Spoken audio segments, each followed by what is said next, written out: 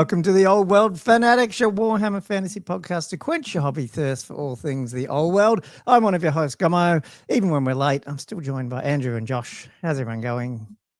He's here. Aren't we always late? Oh, I guess we're especially late, actually. That was my fault. No, sort of. Well, I don't even know if it was your fault. Technical difficulties, guys.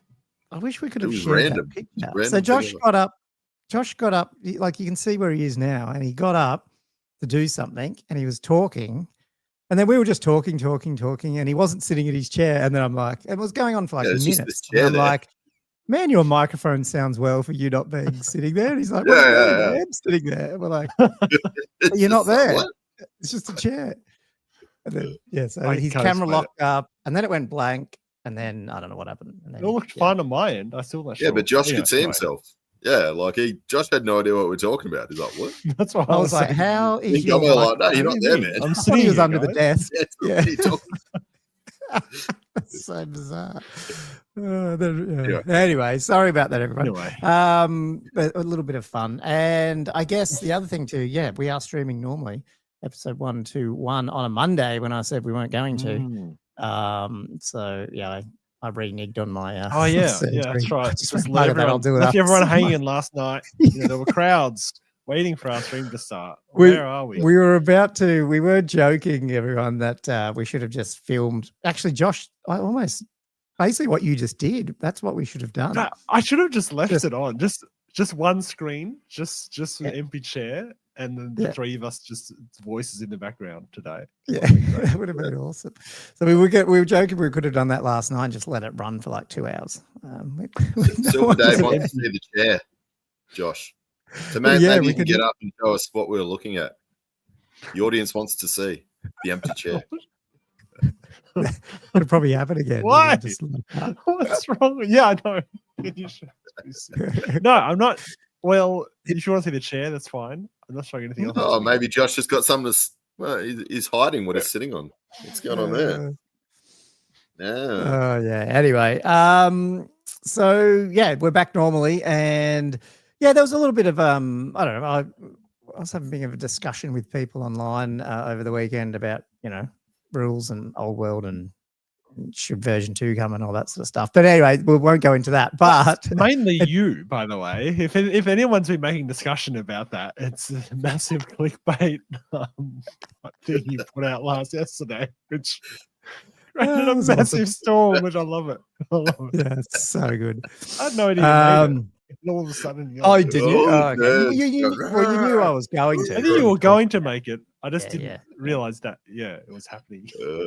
Finally got around to it. You just posted up, just fully clickbait title, and just get all the nerd rage in the world. They thought they'd seen the last of the clickbaits. They thought they'd been, because that's what they do on the old world. Unfortunately, the big global one. Because people put YouTube things up there and they just go to town. So then Gommo's put the most clickbait title possible, threw it up. And I've not seen something like that erupt, like, ever.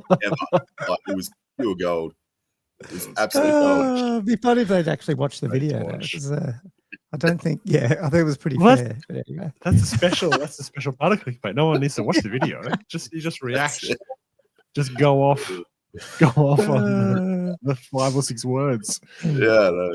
Without any context. It just encourages me to do more of them because it just, don't they understand that? Yeah, anyway, that wasn't I had brought this topic up previously to say, maybe we should have a bit of a run down the old editions as, because we have, they've been borrowing stuff. We've got another chat coming, there's been chat about an edition and we know it's ages away. Let's not, it's going to be a year away or more.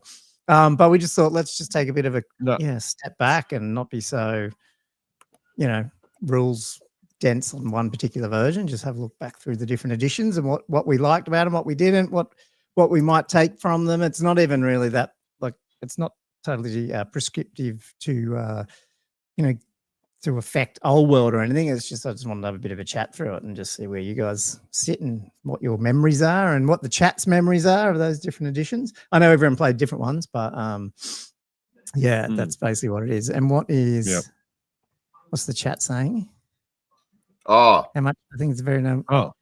So it's very noble of Gummo to reunite the Australian community are putting up clickbait topics. That's right. Everyone's got back. It was funny. Cool. Yeah, but that's the topic basically today. What was it? It was, and you labeled it perfectly, Josh.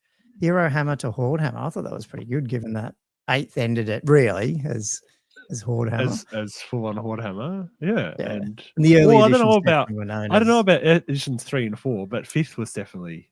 Well, 4th was pretty HeroHammer, but 5th, I'm keen to hear more about 3rd and 4th, really, because those editions I'd never played, had minimal exposure to, and yet you have a fellow here who lived experience. I'm keen to hear. I was going through the book. I mean, we'll bring them up in a minute, but not spoilers. I don't know if there's that many rules that you want to pull from. They're not bad. It's just the game is like as a 30,000 foot view, the game hasn't really changed, which has been pretty cool, except for those real early, like 1st, 2nd, and 3rd was weird, but it was laying. They were more like a role play, sort of like smaller armies, weren't they?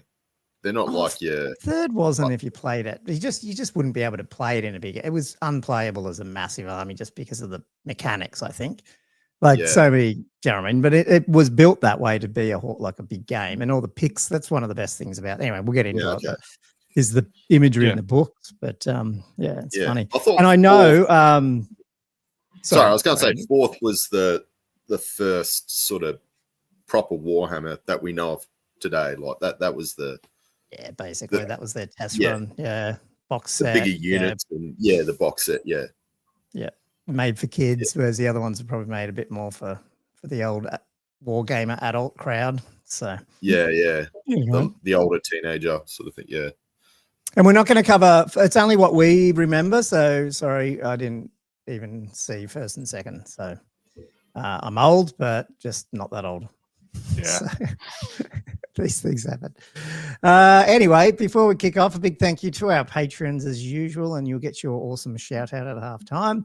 I think we have a few patron questions as well at halftime. And we also have, it's not so much patrons, but it is our Discord.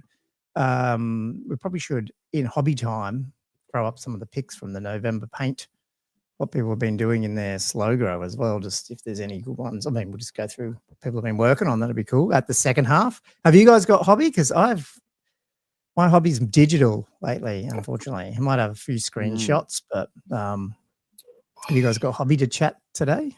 I do, but I don't know if I should talk about it just yet. Oh. Because that's that scheming hobby. I might drop a little bit of it, but not all of it. Okay. Nice. Sorry. We're supposed to get a game in, and I've cancelled twice on Andrew in the last week. So we may get a game in. When do you reckon? Is it tomorrow or Wednesday, or what's the best day for you? I'm building a house, and it's like summer, and I'm flogged at the end of every day. So every time you cancel, I'm like, well, have some beers, sit on the couch, and get a bed. So cool. Yeah. Thank goodness you cancelled first, because I was about to do it anyway. Yeah. It's just, I mean, that's probably, we only ever play at night and late at night, and it's just like, if you're too buggered, you just go. Anyway, well, that's we might as well. I mean, I don't know. Well, anything else you guys want to announce or something? We'll just get into it and see what our memories, how good our memories are, I guess, and obviously the chat can the chat hold us to account if we. That will help you. That will help all of us. Hold us to account. They'll drive it. Yeah, they'll tell us what we miss for sure. No, that's it. Let's go for it. Cam said, "Come play me instead." Well, I mean, you mean Andrew? Come play. You weren't here on the weekend, was he? I thought he went away. But anyway, cool. So we're going to start with third ed. Guys, look at these slides. Yeah, we didn't. People listening on audio, we've got some pretty cool looking, like thematic slides that go by the editions. So if you want to see some cool little graphics, I mean. So how we split it up is because we've all played, it feels like we have played different editions, although we've all settled, we played 8th and all that stuff. But I did play early and then I stopped. I played a bit of 6, but none of 7, and only probably 3/4 of 8th. Whereas I feel like Josh, you were right into that 6th, 7th era. And I can't remember, Andrew. What was your? Sorry, Joshua was 5th. It was the Britannian Lizardman box. Okay, so it was fifth. Yeah. So fifth, yeah. It was. Did you play right through seventh? Me or Andrew? No, Andrew. No, fifth, maybe a little bit of sixth, maybe. Okay, you're like and me then stopped, and then back into eighth. Okay. Oh, was it seventh or eighth? That must have been eighth. I think eighth just came out. Yeah. Okay. Look, I was so collecting. None of us played seventh massively. I don't think Josh did. I'm the same as both, like Andrew. Well, I'm the same as Andrew basically. Late fifth, early sixth, stopped, then eighth. So yeah, we're literally all cut in the same thing, except for Gummo, I guess he started a bit earlier. Yeah, but I mean, you know what it's like when you played earlier. You didn't really, you had about 20 figures. So I had a little bit more than that, but not massively. But yes, I did start with the old 3rd edition. This is actually my second 3rd edition book because my first one. That's shiny. Totally, that's the gloss on. Well, this is a hardcover one. I had the soft cover, and it totally fell apart over the amount of reading I did. The whole spine fell apart. So I've got it still, but you can't. It's unreadable because it just is loose leaf. You'd have to it just goes everywhere. And I've said this story before. One of my teachers threw it in the bin when we were reading it in class for too long or something, and that didn't help either. So it had a bit of a. I don't quite remember that story. So it had a bit of adventure. You got thrown in the bin. Yeah, at school, like when they let you read, but I don't know, we were probably reading the wrong thing. But so I bought one of these on overpriced. I did a Josh and bought an overpriced secondhand thing at one point. Right, yeah. Because it's in mint condition, this one, which is pretty cool. It does look nice. It does look very pretty. Yeah, look, I'm not going to pretend it had any good. I don't know if that was great rules wise because it just took forever to play. Everything was and then it's not even the game half the time. It was also like all the pictures had all the figures just on the board. They didn't have movement trays, so you didn't play with movement trays. Movement trays didn't appear until the little green plastic things came out in 4th ed. So they had as a teenager, you just did what you saw in the book. So you're like moving unit of 20 individually, and then the next one that took all day. So I was going to say you had a unit of 20 back then. Wow, a lot. But it was also the edition that had paper cutouts in the back. So it was, nice. A precedent that you could make your own. I used to make cardboard cutout things as well and all that stuff to pad out the units. Yeah. Yeah, sweet. Yeah. However, the thing stats are very similar. So I think was this the first time they had the movement, weapon skill, ballistic skill, strength, toughness? I do have PDS. I think they might have had some of that in first and second, but it might have been that D100 setup, unless that's just Wolfrip. I can't remember. And I'm sure Mark can, if he's around, will tune on that because I can't remember. I didn't play first and second, but certainly this was like one of the first ones where you see that full characteristic, but you also see is what I guess this is the takeaway I would say in here. Is you had the leadership, intelligence, cool, and willpower stats rather than just leadership, where they all, in 4th, they bundled all of them together. And I actually think there's some merit in having them separate, and it is interesting that they've done that now with Heresy version 3. So I'm just wondering, would we ever see that appear again in Old World? That's one of the ones. I'm not saying we will, but it is kind of interesting because you can then start playing with those numbers around a little bit. And obviously, for people who don't know, leadership's very much like, I guess, your leadership now, but intelligence is more around, how good you, some of the spells would hit that as well, but also like, I don't know, like against stupidity and stuff would be that. Cool is stuff like your panic tests and things like that, whereas leadership's like, will you do what you're told? Stuff like that. And then willpower stuff, how good you are against suffering magic attacks and stuff like that. So I feel like wait. CL stands for cool, like COOL. Yeah. That's hilarious. I had no idea what it meant.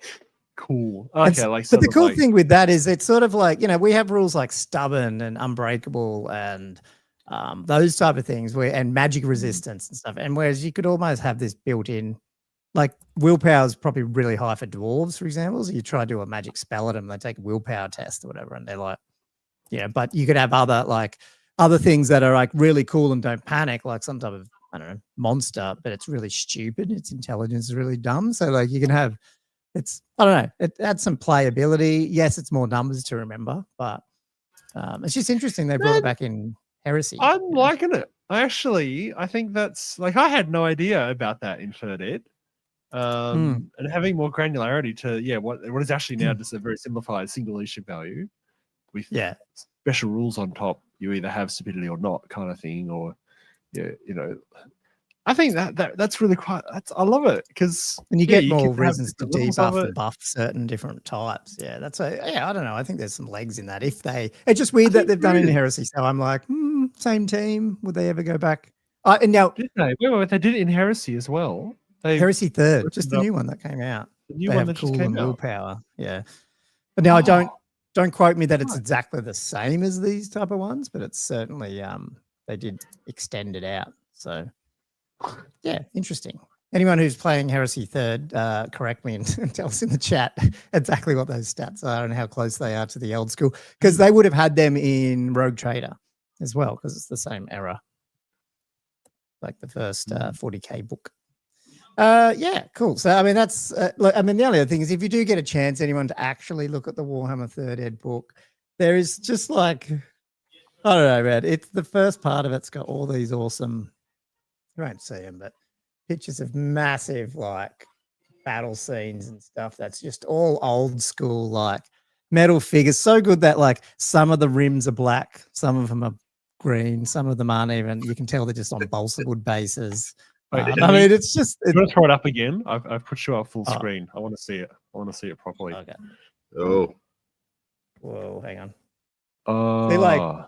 They're multi-based. The skellies are multi-based on like probably a piece of balsa wood, and then like it's like War Master, but 28 mil. I love it. yeah, but it's full of that sort of stuff. Cool. And like massive dioramas across. Like tables and I don't know. Look, it's like anything. Nostalgia is nostalgia, isn't it? If you didn't go through it, it's not going to hit like it hits someone else. But I feel like there's a soul there that it really started in that different edition. Yeah, it's a different Games Workshop, isn't it? Like it's just a different vibe. Like what you said before, though, like first and second were very role playish, and I feel like this wasn't. It's probably it's probably unplayable as an actual war game, but at the same time, it is a war game.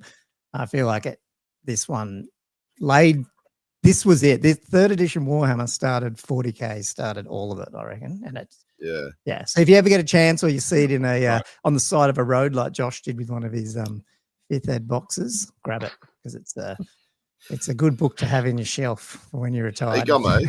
Question. Reading on eBay for premium prices for some sucker. Yeah, they're like $200 something these days or more. Yeah. Do you know when like Warhammer and like Games Workshop and stuff like used to be Marauder, like, you know how it used to be owned by like guys and hobbyists? Do you know when that actually turned into more of a corporation as such, purchasing? Well, it's the share. It was the management buyout that switched them over from the old Games Workshop crew, the 2 that started it. Well, the 3 actually, but 2 that. And that's when Tom Kirby was there. Tom Kirby came over from not Ralph Arthur. What's it called? The Dungeons and Dragons company? I thought that was Ralph Arthur. Nah, they're the ones who make the figures for Dungeons and Dragons. My brain is dead. Such a T. TSR. So I think he came from in there and basically turned it into, like, as annoying as Tom Kirby was and was not a good CEO, he was actually good that he turned it in. Like, I don't think we'd have Warhammer today, and even we definitely wouldn't have Old World back if they didn't grow up either. Yeah, you know what I mean? Like at some point. So was that this edition? Yeah. Like, is this or is it? Oh no, edition? This is no. It happened in like 5th or something, 4th into 5th. 6th was still. Okay. Yeah, so the soul was there through all that 3rd, 4th, 5th, 6th, I think. And then it's I might be wrong with the exact one. 91. There you go. Mark just said 91 was the buyout. So Yeah, so I must need to do a history lesson, like history of Warhammer. I think this edition's 87, maybe. Yeah. Maybe 4th, 5th was the buyout then. It might be right. Maybe it's the latter part of 4th. I can't remember. Yeah. Yeah, right. But yeah. But you can't, the soul stayed there for a long time. 6th Ed, I mean, God, look at it. It's full of it. Yeah. Anyway, that's a cool one. And then we had 4th Ed, like we just said, 4th Ed was the first actual toy company. It turned into a toy company, which is, as a kid, that's what you wanted. It was very colorful. And they simplified down and you know what's, and that's the other thing that I noticed when I quickly had a bit of a skim back is how small the rule books are, like thinness. When we were talking the other day about maybe they should reprint to get around this whole thing with a million different arcane journals and all that stuff. They should maybe every 6 months or whatever reprint a small tournament rulebook. And I reckon people would buy it. You know what I mean? And like, geez, even this has got artwork in it. If you actually took that out and it was just the rules, I got that one too. Lovely. It's pretty small. Like, they used to bring the rule book and then they do a bestiary different. They used the. I think 5th Ed had the battle book, was it, or something like that? And I guess to be honest, I skimmed all this, and apart from, look, the whole magic thing's a whole different thing, and my magic box is out in the garage. I was not going to go get it. But everyone knows, if you don't know, 4th and 5th were the era of magic spell cards. Like you had the actual spells, and you had dispel scrolls, and you had power cards, and it was very much a card game inside the thing. Awesome, but it's probably but I don't think I ever got, even when I was playing 5th Ed, I never had the magic supplement. Like, this is not something I've never found on the side of the road, unfortunately. So I didn't get to play. I think there was 2 magic supplements for each, though, wasn't there? There was Battle Magic, and then Arcane something came out again with extras. And then you get Realm of Chaos, which had more. Okay, all right. Yeah. How did it feel playing it? Awesome. So good, especially when you get a total power card or whatever, and you just go, total power, you can't stop it. And it was just total power. Yeah. It was good, just shuffling, like, back and forth. It was, I don't know, it just felt there was a cool mechanic. And not only that, just the volume of spells. So like things like Battle Magic had 20 spells in it, and some of the other ones I can't remember how many they had. So when you came into 6th edition and everything was cut right back to just 6 spells? They didn't even have signatures, did they, in 6th? I don't know. No, you could pick the first. So you had 6 spells in each. Sorry, you're right, but you could pick the first one all the time. You could revert to the first one, but you still only had 6 possibilities. Where you're talking about, you had 20 in a lore. Wait, and so Battle Magic had 20, I think. How many? You could only know 4 or 5, 4 usually. Like per your level, sort of thing. There was a random. Man, I can't. You're asking me stuff. Yeah, Pit of Tarnus, total power. Yeah, I've got one of the. Because I've got one on 5th Ed here coming up, which is was my favorite. But apart from the magic side, the game, and that's what I just touched on before. You could pick this. We could have a game of this right now, and you would probably get most of the rules right. Yeah. This is why I really like. You'd play some of it wrong in terms of like it's pretty like it needs an FAQ with it because it's not very clear on some things, like especially like charging. Do you get a free refill, all that sort of stuff. But the game just hasn't changed, and it's really cool that it's lasted that long. The only big thing I would say in 4th and 5th, they're very similar. It's like you couldn't wound things over. You had when you do wounds. Sorry, I'll interrupt because Silver Dave. This made me laugh. Distracted, Gomo. Yeah. So Silver Dave asked Gomo, "Did you ever take your magic cards out on a night in town? Go up to an unsuspecting lady and play your total power card?" No, I was the stereotypical geek that would not have even talked to a girl. Not how you met your wife? Well, no, no, definitely not. No. I think I had I won't get too much of the history, but I had a girlfriend all through year 11 and 12, and then we broke up right near the beginning of uni. And then I spent that next year at uni, just like that first year at uni, just playing Warhammer. So I was just like turned off. I'm going back to the dice. Fuck this. Yeah. No, I was just going to say though, 4th and 5th though. You know how like in Old World you can't wound. What is it? You can't like a toughness strength 1 can't wound toughness 7. These ones were like strength 1 can't wound toughness 5. So it's basically like it goes up. You know, like you get 2 6s. You know what I mean? Like you get strength 3 versus tough 5 is a 6, and against tough 6 is a 6, and then after that you can't even wound that. So must have been very hard to do. You know, to do a bit of damage to some of the monsters and stuff. That's probably why it started into HeroHammer a bit. The old Bloodthirster, or I think and a lot of those ones had like tough 10 and shit. Yeah. 10 wounds, some crap. Yeah, it was just ridiculous. Was this the birth of Archaon 4th? Because he was real hard as well. I can't remember, man. I don't know. The things I liked about this, well, we got Kislev in the Empire book, which is cool. So maybe that's foreboding, you know, hopefully foreshadowing that we'll get him back. But the thing I loved about this too, we had proper Godric and Felix rules for editions, which is just awesome. And I just think, I think that's the one thing well, you know, they came out in this edition, and they came out with their figures, and the books came out, which we'll talk about at the news. It's cool to have like such a good character system, like special characters, and then the figures were there and they were good as well, and that it sort of tied in. And I feel like as the latter editions progressed, that probably wasn't so true. Like you had the odd good special characters, but A, most of the time they're banned, and then B, some of them weren't that great, you know, as Hag the Slaughter. And what the hell's happening here? What? I was trying to. The people are being rude in the chat. I was trying to type and accidentally hit something. Oh, okay, right, yeah. No worries. I don't know where our thing's gone. Oh, yeah. Yeah, no, just saying. To me, 4th Ed, I just remembered as being, you know, some of that characters and some of the cool characters you were reading in the White Dwarf started popping up. You know, the Scar Snicks and stuff like that, which was, I don't know. It just felt all like a fun time to play Warhammer, you know what I mean? Everything had magic item cards, you could print them out, you know, it's just, Cool. Gotrek was a bit of a tank too. Well, so going back to Gotrek and Felix, so those were commonly taken just as part of the game? Like, they were just... Well, once they came out White Dwarf and something, people just played with them. Yeah, like, well, I mean, we didn't play tournaments, so yes, my dwarf mate used to run him all the fucking time, and he couldn't kill the bastard. It's just like 4 up, you just can't wound him. Any spell 4 up, can't target him.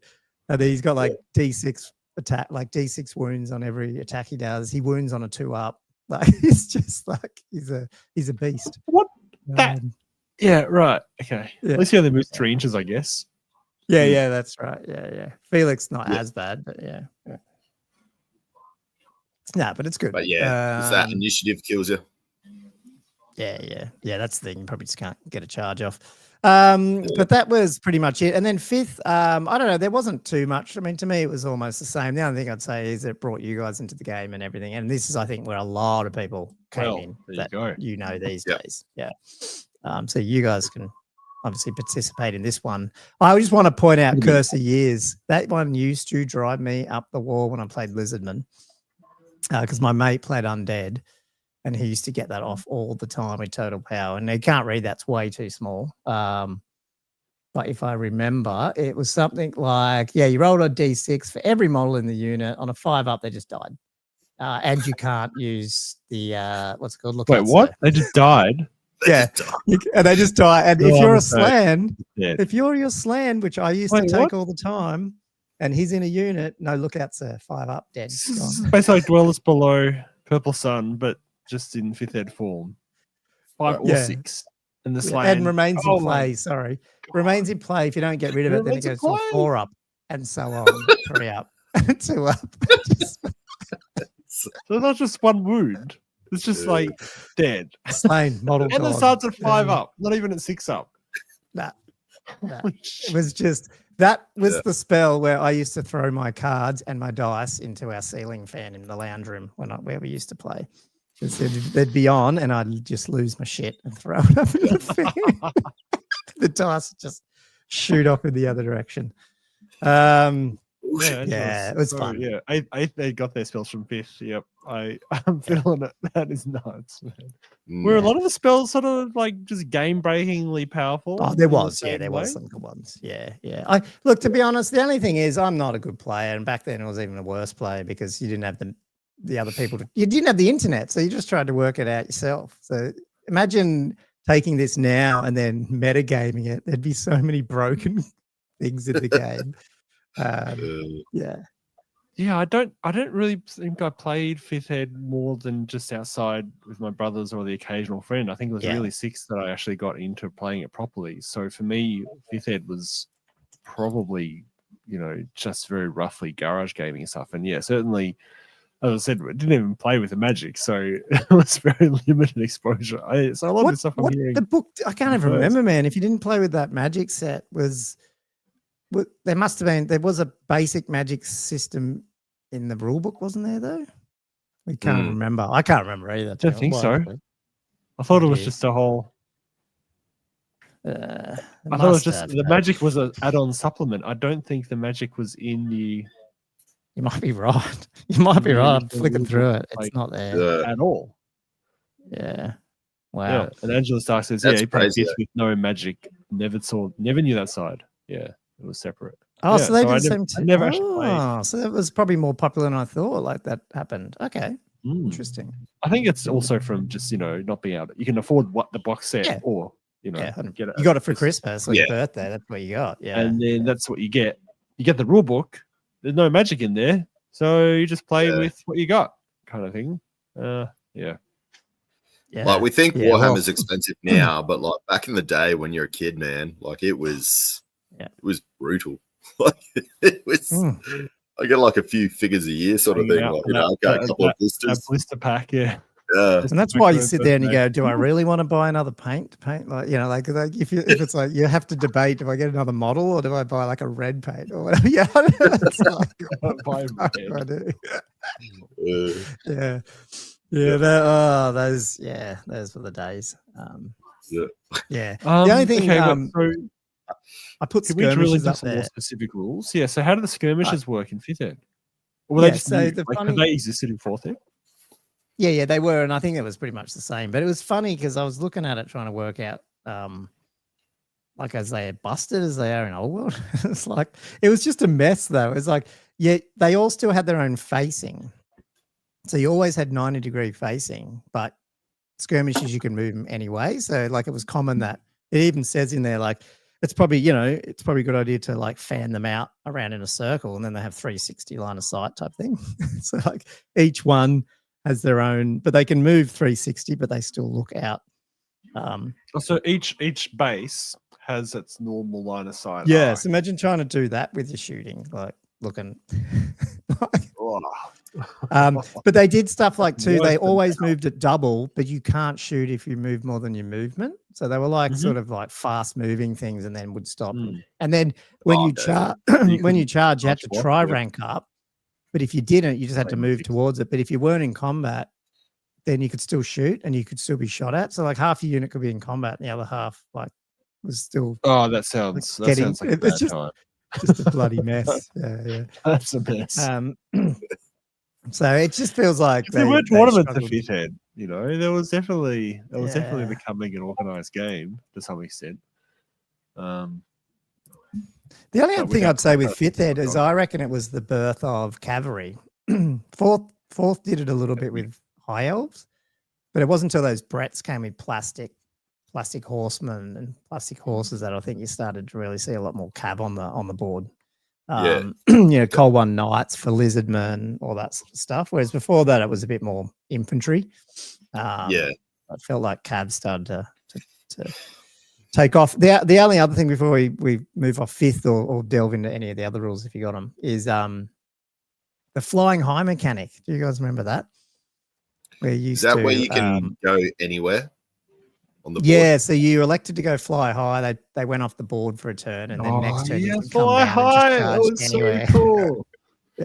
And there was that magic bow that you could shoot someone who was flying high and then take their mount out from under them and they just die. And have them just tumble down and die. Yeah.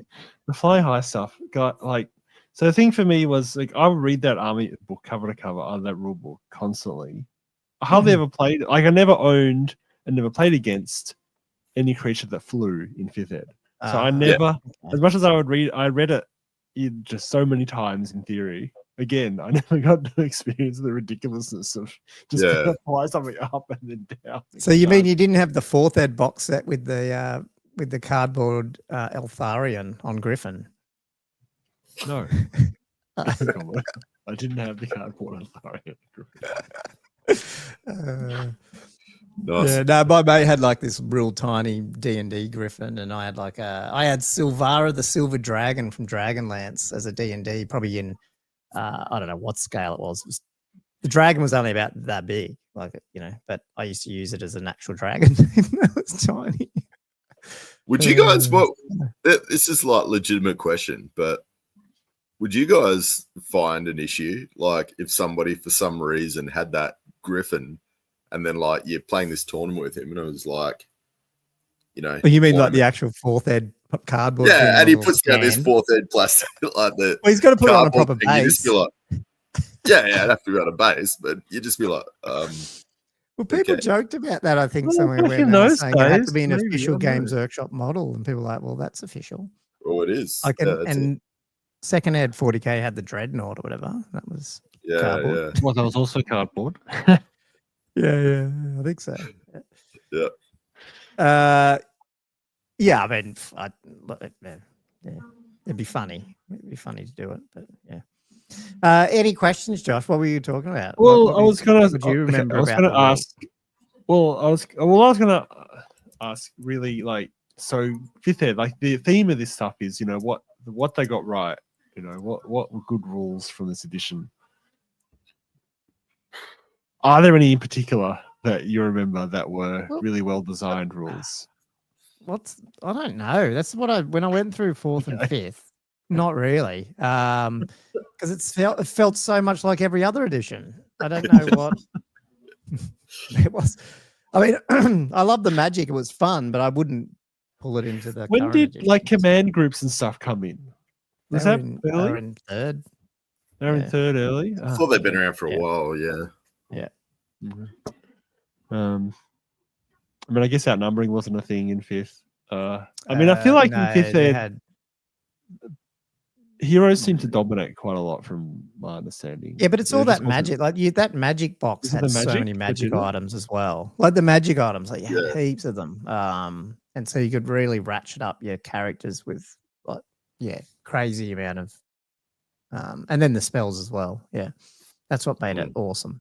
And then probably you're talking about HeroHammer, like when you can't wound things above, 2 above your, like, 4 above what your strength is, it becomes quite hard to kill anything if you're just a lonely dude walking around, even with a great weapon. Like it starts becoming harder to do it. So Okay. Yeah, I don't know if these editions are anything more than nostalgia, to be honest. I don't know if there's anything you go, they should always bring that rule back, I think they learned a lot. With your willpower, cool. Oh, that one, I like that. Intelligence. That was actually really cool. Like I was. But these 2 editions, I felt like they are very similar, and they are like they weren't a redo. Like 3rd and 4th and 5th were the same game effectively. Yeah. Right. They had some subtleness. I was never sure how their 4th fit, but yeah. So that's interesting. And you probably didn't notice this if you didn't. Now it explains it, but like magic was at the end of the phases, which is totally different to 6 and going forward. So like it was movement, shooting, combat. Sometimes they had other stuff like rally, and then you'd have magic last. Yeah, so it was a little different. And I think in 6 maybe it did change. I might be wrong there, but I'm pretty sure magic came after movement in 6. That's when they switched around, if I remember. Josh plays it now. Is that right? Movement, magic, shooting, combat. Sorry, I was in 6. Yeah. Okay. Yeah. So, but before that, it was last. So, just like those things made it a little different, Yeah. But yeah, because you had to sort of think a bit more ahead, and some things would be useful, some things wouldn't. Yeah, that's weird. At the end of the turn. Yeah, it is weird. Yeah, I think I like it as a second because I think I did that. So it just gives more immediacy to the effects on the immediately following. I think it makes it shooting more combat phase. buffs and things that aren't so just shooting and killing people aren't like there's more use to magic because it's actually about setting up your shooting and combat. Yeah. Whereas these were probably a little bit, well, at least from what I remember, it was all about which spell did the most damage. I can't even tell you a spell that gave you a buff. You know what I mean? Even though they would have been. But you didn't care about them. You just want to blast the crap out of it. Yeah. Take off a slane. I just want to make you roll a 5 and die. Slane's gone. That's it. The subtlety was probably lost on me as a 15-year-old or 14-year-old or whatever it is. Yeah. Anyway, do you want to move on to the sixth ones, which I don't have as many like pictures here, but I did. We've probably got more to talk about with those ones. Before we do that, for Second Darkness, popped up some stuff in the Discord live stream. I think he's doing these for the Summer Slam. Nice. Oh, that's right. He was showing us the blood bases last week. Yeah, put together very nicely. Yes, they are. I love it how like the law's just like such a big ass model that he's just had to put like a blank next to it just to fit that flowing awesome cape. It's so cool. It's a blank base. I love it. Yeah. And it's actually, I don't think totally worth someone did that before. Didn't totally even notice that. Totally worth that is so good. It's like you're not going to put it on the other end of the unit. Put it that side. I don't think it's a. I might have worked something out here. I don't know if it's a blank base or it's the dude behind on a cav base. Is it? Is the guy behind on a cav base with? Oh, he could be. Yeah, but there's specific space for that. Yeah, wonderful flowing cape. It is so good. And then I've also got Mark put some stuff up. I don't know if I can zoom this in. There we go. That's got to be first or second. That's early Citadel. Sure. That's really early. Oh, is it an auction? Yeah, that looks like a original. It is. But then he's put up like a pure lead right there. That's the stats. The stats for this guy that looks Sator, very intelligent. Demon Lord. Yeah. A lot of 10s there. 15 wounds. Yeah, how do you kill that thing? 15. 3-7, top 7. Tony Ackland designed it. Well, in third you used to also have let's shut up immune to normal weapons. Great. That's insane. In third, you had elementals, and you could just pay. I think it was 100 points per level of an elemental, and an elemental started out with 1 across the board, and then 200 you'd get 2 across the board. So if you spent 1,000 points on an elemental, like a fire elemental, it had 10s across the board. That's it. Like it's just crazy stuff like that. That's ridiculous. I think that I do remember that. And we've got a cool little dragon popping up by Angelus as well. I need to get mine done. Oh, God. That's good. That's good, John. I need to work there. Do I try to do Cathay for Summer Slam and get it painted? It's the challenge. That is the challenge. Have you got it put together yet? Yeah, my dragon's put together. Oh, you mean the whole army or just the dragon? No, just the dragon. Yeah, no, the dragon's all done. It's just sitting there undercoated. So, yeah. Anyway, cool. Brush out. Keep sharing that, people. Yeah, 6th ed. So, what do you remember from that one? This one was a change. Josh's time to shine. He's like, is that history? I played that last week. I literally did. I literally did. Yeah. Destroyed again. This one was a very different edition, wasn't it? So this came out, 2000, I think? Yeah. Turn of the millennium. And it was a very different sort of style of game compared to what came before it, because it did put a lot of emphasis on blocks of troops and sort of that essence of Warhammer that we kind of want.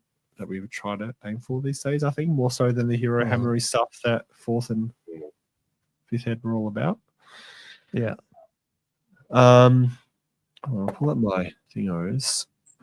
So yeah, I think especially because I think it added. I mean, it only did it in subtle ways, though, right? Because a lot of the base rules were still very similar to the 4th and 5th. So that's an interesting thing about these editions is that how the game works and just all your stats and how you win and stuff like that's all unchanged through all these editions, which is really cool. So there's often it's just quite subtle changes between them that really change how the game itself works. Apart from the magic, I guess the magic is massively different. I don't think I've ever played. That's the only phase that really, that one really moves around. But I feel like, unfortunately, I think 8th and 40k has gone through this. But I feel like I wonder what happens if at some point Old World does go to a point where they radically change the stat system a little bit. And I wonder how I don't know. I feel like fantasy players are just too grognardy and go, nah, we're done then. Not like,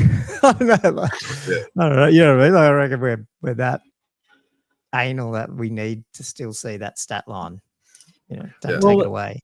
Did that not? I mean, we're actually going to talk about 9th Age later on, but did that not happen with 9th a bit, where they actually went in and did alter the stat line? Like they changed, what they were called. Yeah, they renamed it. Yeah, I think that was the point both of us walked away.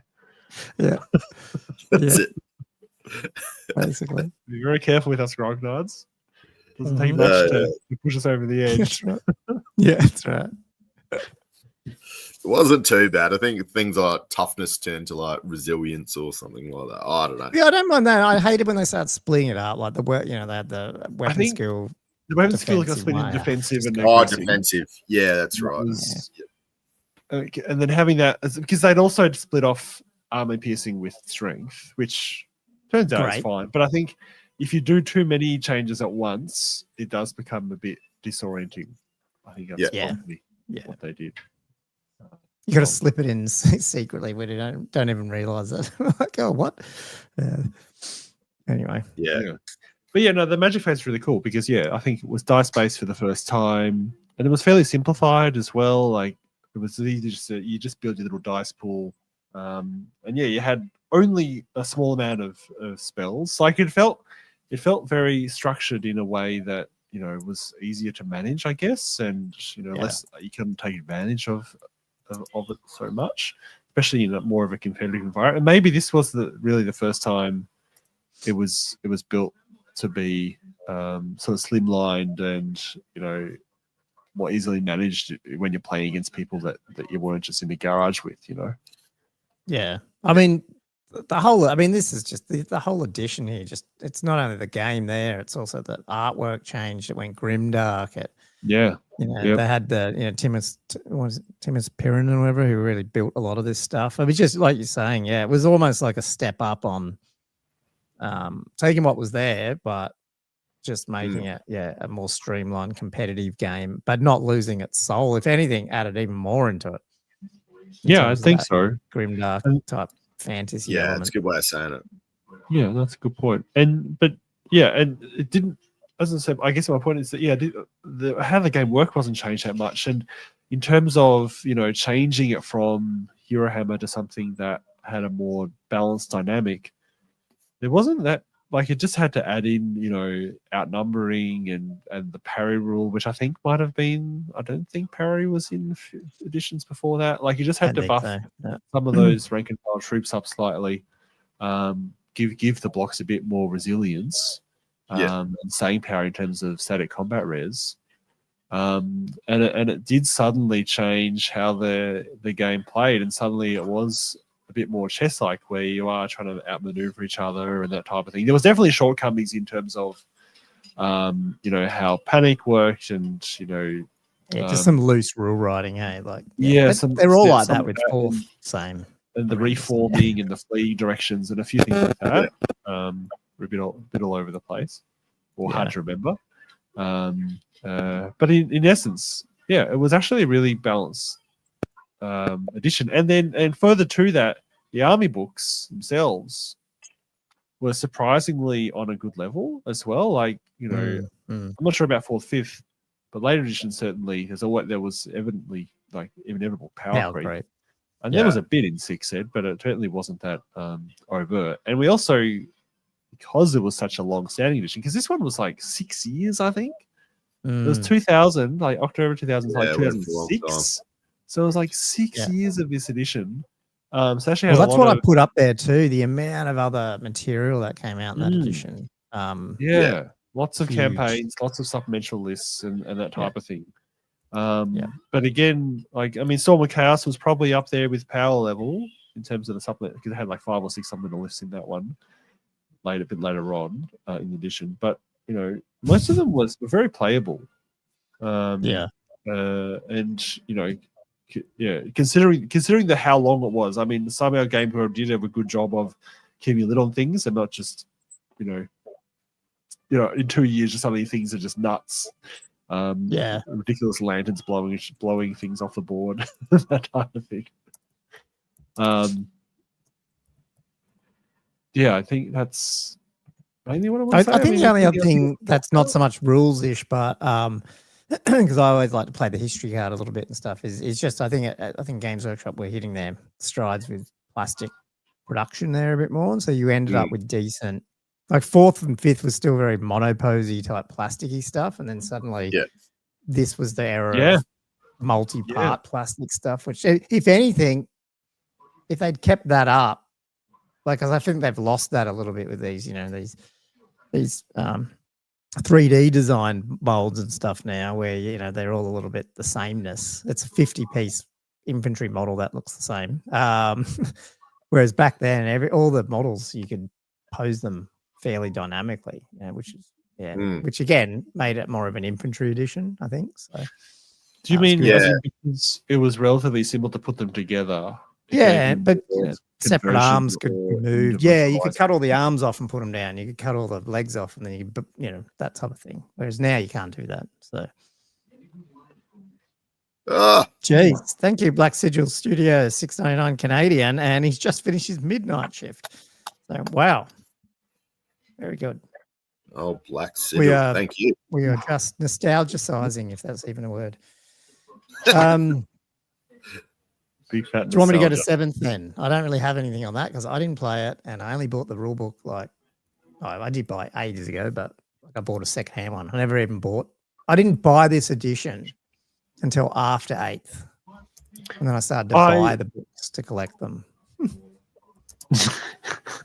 I can definitely go through 7th, because 7th to me was interesting because I have looked into it a fair bit. Never actually got to play it at the time or now. But there's certainly been, especially before the old world came out, there was a sort of a push to play 7th Ed with 6th Ed army books, which I think is a very reasonable, logical thing to do, because 7th Ed was really a refinement of the foundation that 6th had in terms of, how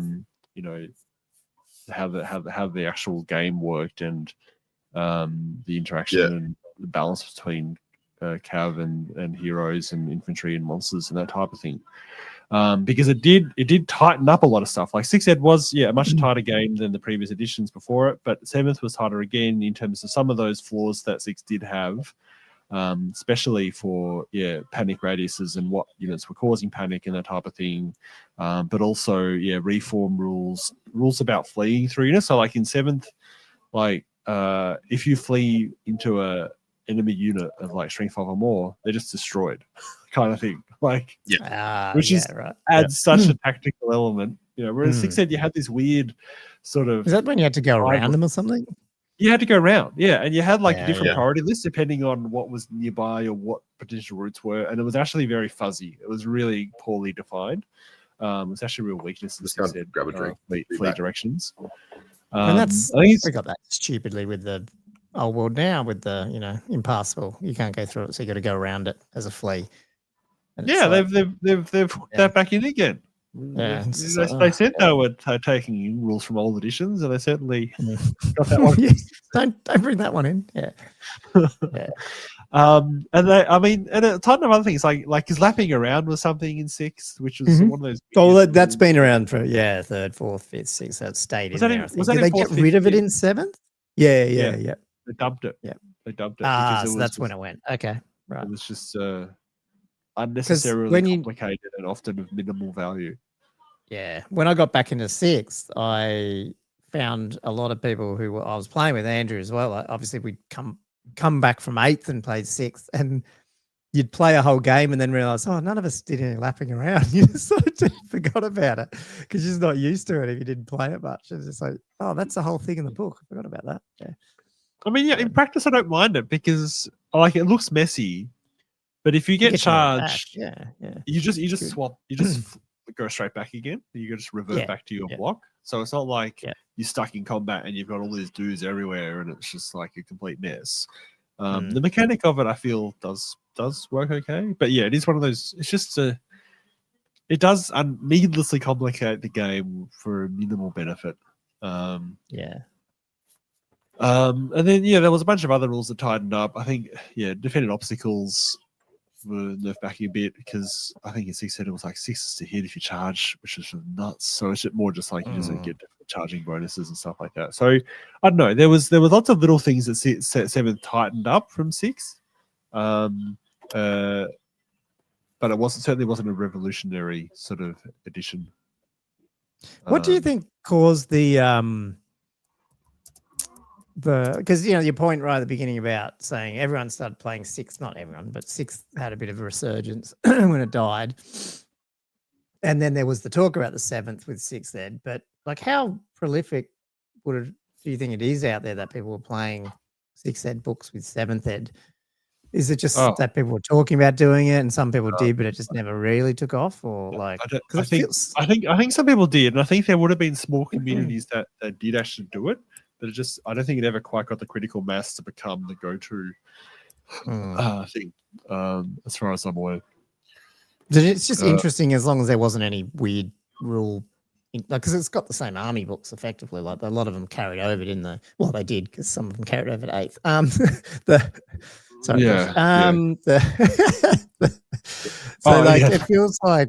It feels like it would have been cool to see what happened if that had been. If that had what had happened in the last couple of years before Old World came out, that would have been cool. Yeah, because I would have been happy to. We would have been sitting here joking about that. Josh plays 7th ed, but yeah, that's right. 7th ed with 6th ed books. But yeah, no, it could totally be the way to go. I think people were scared to really go that way because the 6th ed had already got a good critical mass, and if you split things up, in this tiny, like very fragile community that was re-emerging. That's probably what stopped it. And it's not. Bobby Gherkin plays it that way. So much better than Warren's definitely doing it that way. But it is better. Because the 7th ed books, unfortunately, were massively scale creepy from about 2 years into the edition. This one was a 4-year, I think. So 2006 to maybe 2010, I think it was, when 8th came out. Just before you bring out Dark Elves and stuff, and Demons or whatever it was, there's those two that really... Yeah, it was really Dark Elves, Demons. Yeah. Can I just say, do you guys remember, maybe you don't because you came in, because when did Elves just go to Toughness 3? Was that 6th ed? Yeah. Well, they were stuff 3 and 6th ed. Yeah, that to me, that was, I should have brought that up when you brought up 6th ed. That was like a huge, I remember that was like a massive thing because I don't even think they were all Toughness 3 in the little white Ravening Horde piece of book. And when the army book started coming out, they whacked them all down to Toughness 3, even like the Lords. And it was like, whoa, what's happening here? Yeah. I don't remember that. It was like the High Elf book came out or whatever. And for a little bit of period of time, High Elves, like their general was like Toughness 3. And that was unheard of because back in 3rd and 4th and stuff, everything ratcheted up. So you'd have like probably a Toughness 5 Or maybe, okay, Mark's saying elf characters went to T3 and 8th. Well, maybe that's what I'm getting confused with. Maybe it's that. I can't remember what it was, but it felt like there was this element where it was like one elf army was like way low on the toughness and the others weren't, and it was this weird error. Well, they were definitely tough 3 and 6 ed. Yeah. Okay. Sorry.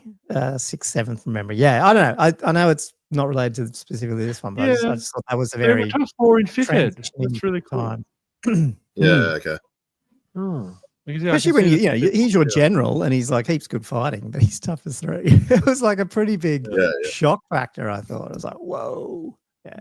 That just sounds weird. You're talking about tough 4 for an elf because like I've never played elves at tough 4, and obviously I run elves, and it's just like just that's the whole point of being like tough 3. It's just like they're these, like you really got to look after them and be careful what you do with them. Yeah, you do. Yeah. No, yeah. In 6th ed, my anointed guy in the cult is tough 4, which is unusual because all the elf characters are tough 3. 6th ed. Like it's just. So I just tried to look back at 3rd ed to see what theirs was. Definitely not. So I was just looking back on my 3rd ed to see what they did, and you know how I said this is like a brand new book. It's even got still got the cardboard cutout figures you can play. That's the goblin. Too many of those floating around anymore. Not be too many of those. My original ones, I cut them all out, so this is a new one. Yeah. I was just trying to see what was right back in 3rd, what the elves were, but it's a little bit more annoying to look it up. Anyway, keep going, Josh. So.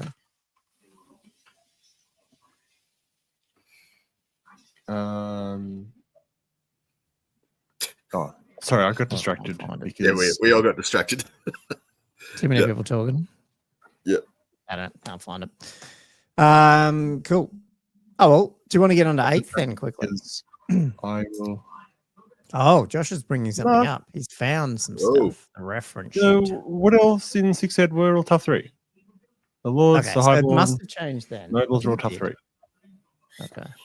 Unless you're using like a compendium list or the Ravening Horde list, I can't remember if those are tough 4. Maybe. Oh.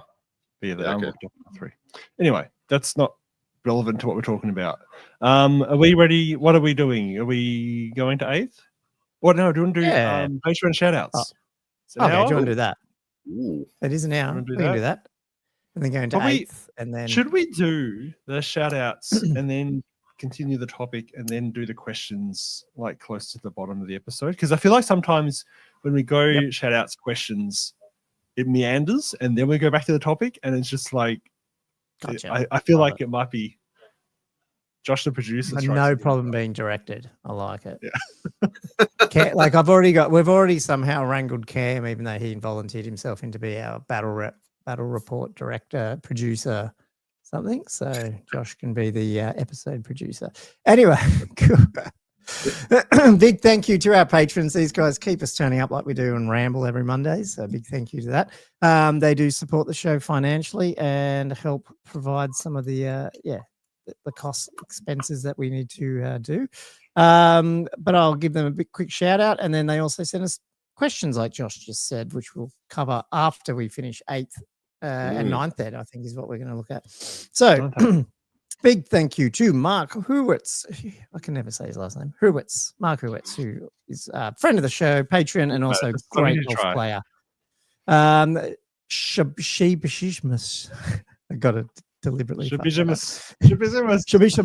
Amble of Doom, Western Sydney Wargamers, Feud owner, Nicholas Carew, Vinny, Louis Spagnaro, McCullen, the Great Bray Shaman, King Bash, Tim Pickard, Not Matt, Jess Tools, Adam Lamb, the Orange Juicer, Matty, Firebird 7137, Peter Holman, Mark Langley, Matt Hinton, the Old Warrior, Silver Dave is back, Sporadic Sanity, Mark, Nick Gray, Chris Bowler, Drunkhammer Nate, Ben, Shooter Louis, Benoit, Cam the Dentist, James McCallum, Liam Fallon, Tommy Kublin, Jay McBride, Flatwell's Edge, Jelly, Herald of the Old World, Killherd, Tommy Dogs, Matthew Klein, Matt Morris, Perfety Griff, Jess Tors, Wood Duck, Josh Griffiths, Nindanimum, Daniel Broadstock, Elliot Mitchum, Gilthos Draconos, Diesel, Danny Game. I'm a bit worried what's coming. Robert Z, Mike Oxlong.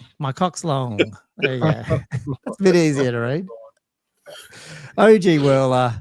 I'll never get old. Bobby Gherkin did a nice one for us today. It's like fish. What's going on there? to mushrooms and a snake. It's a fish. It's like a rat or something. Oh, is it? I don't know. Oh, they're rats. No, what are they? Oh, What are they? I don't know. They're rodent type things. Anyway, Bobby Gergen, Gumwitch, Zen Fox, Todd Lloyd. There you go. Big thank you guys. I don't know what that is, Bobby. Badges. Oh, badges. You said they're badges. Yeah, with 2 mushrooms and a snake. I think. I still don't get it. Badger, you fools. Anyway, there's your shout out. Honey badgers.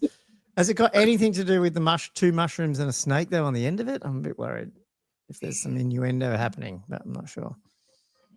Anyway, I don't know. I know honey badgers. They kill snakes, don't they? They love it. Do they? Oh yeah. They're running away from the snake in this one. No, they. Are they? I thought they ran at them. They love it. They chase the. Well, they might, but I'm saying, it is thing. They're facing the wrong way. So, Josh, I thought you were a vet. You should have. Mushrooms. I thought you'd be all over this. I ain't no zoologist. You need to. There's some fantastic documentaries. You should become educated on the honey badger. They are nuts. Do they eat mushrooms? Okay, we'll get on to questions like you said in a minute. We're going to chat 8th ed. And a little bit of the post 8th ed. We're not talking about end times. That didn't happen. And then I guess that's the topic. So yeah, and I think Andrew, you sort of had a bit of a go at this one. Yeah, I'll hit mine, and then you guys can jump in with any. Because to me, I'll give 8th like a bit of a rundown. The way that I look at it is like 6th was the old blood, but then a lot of people still kind of went on to 8th, went back to 6th later, but like 8th was the last Warhammer edition, and it still had quite a big following. So if you're looking at, the mother of where we're at now, it really was 8th, I suppose. So I'll continue. The thing that I think 8th was really, really good for that we seem to be missing at the moment as well was just monstrous infantry. Where infantry in general, everybody knows is great, big blocks, but monstrous infantry, in 8th ed were just really good as well. Good counter for infantry or knights or anything. They're really good. Unfortunately, at the moment, I think they're just missing a bit of punch. But they really were really good.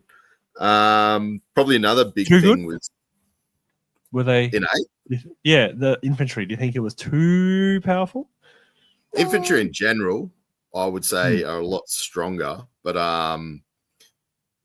this is what's so funny. Like Bobby Gerken just said, worst edition by far, and I actually loved it. I don't know. I reckon it was cool. I love Horde. I love the Horde rule. I like that big block of 10 by 4 or by 5. I mean, I love painting 100 halberdiers. It's fucking awesome. There's got quirks with the system. Don't get me wrong. There was issues, but if time wasn't a problem and you could get any army out, they looked awesome. I found. Anyway. There's so much hate. There's as much hate here as there was in your on my YouTube thing, Facebook post. we need to like you put that one up. Why is 8th edition better than the old world? Oh god, Imagine the rage. Oh mate, that's the only thing that could beat it. I reckon that will be fantastic. Anyway, carrying on.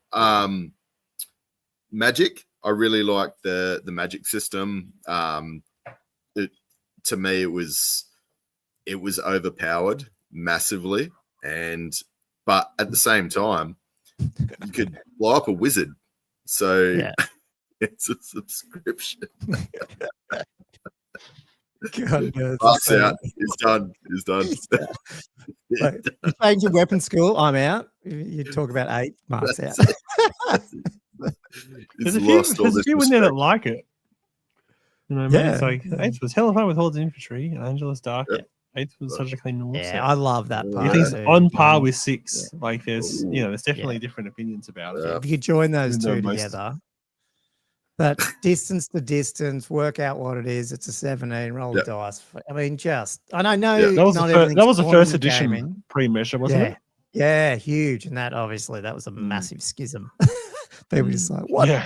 Yeah. Pre-measure. I've been guessing and stuff for years. Yeah. Pre-measuring Snoop stuff. Just clean. Yeah, it was good.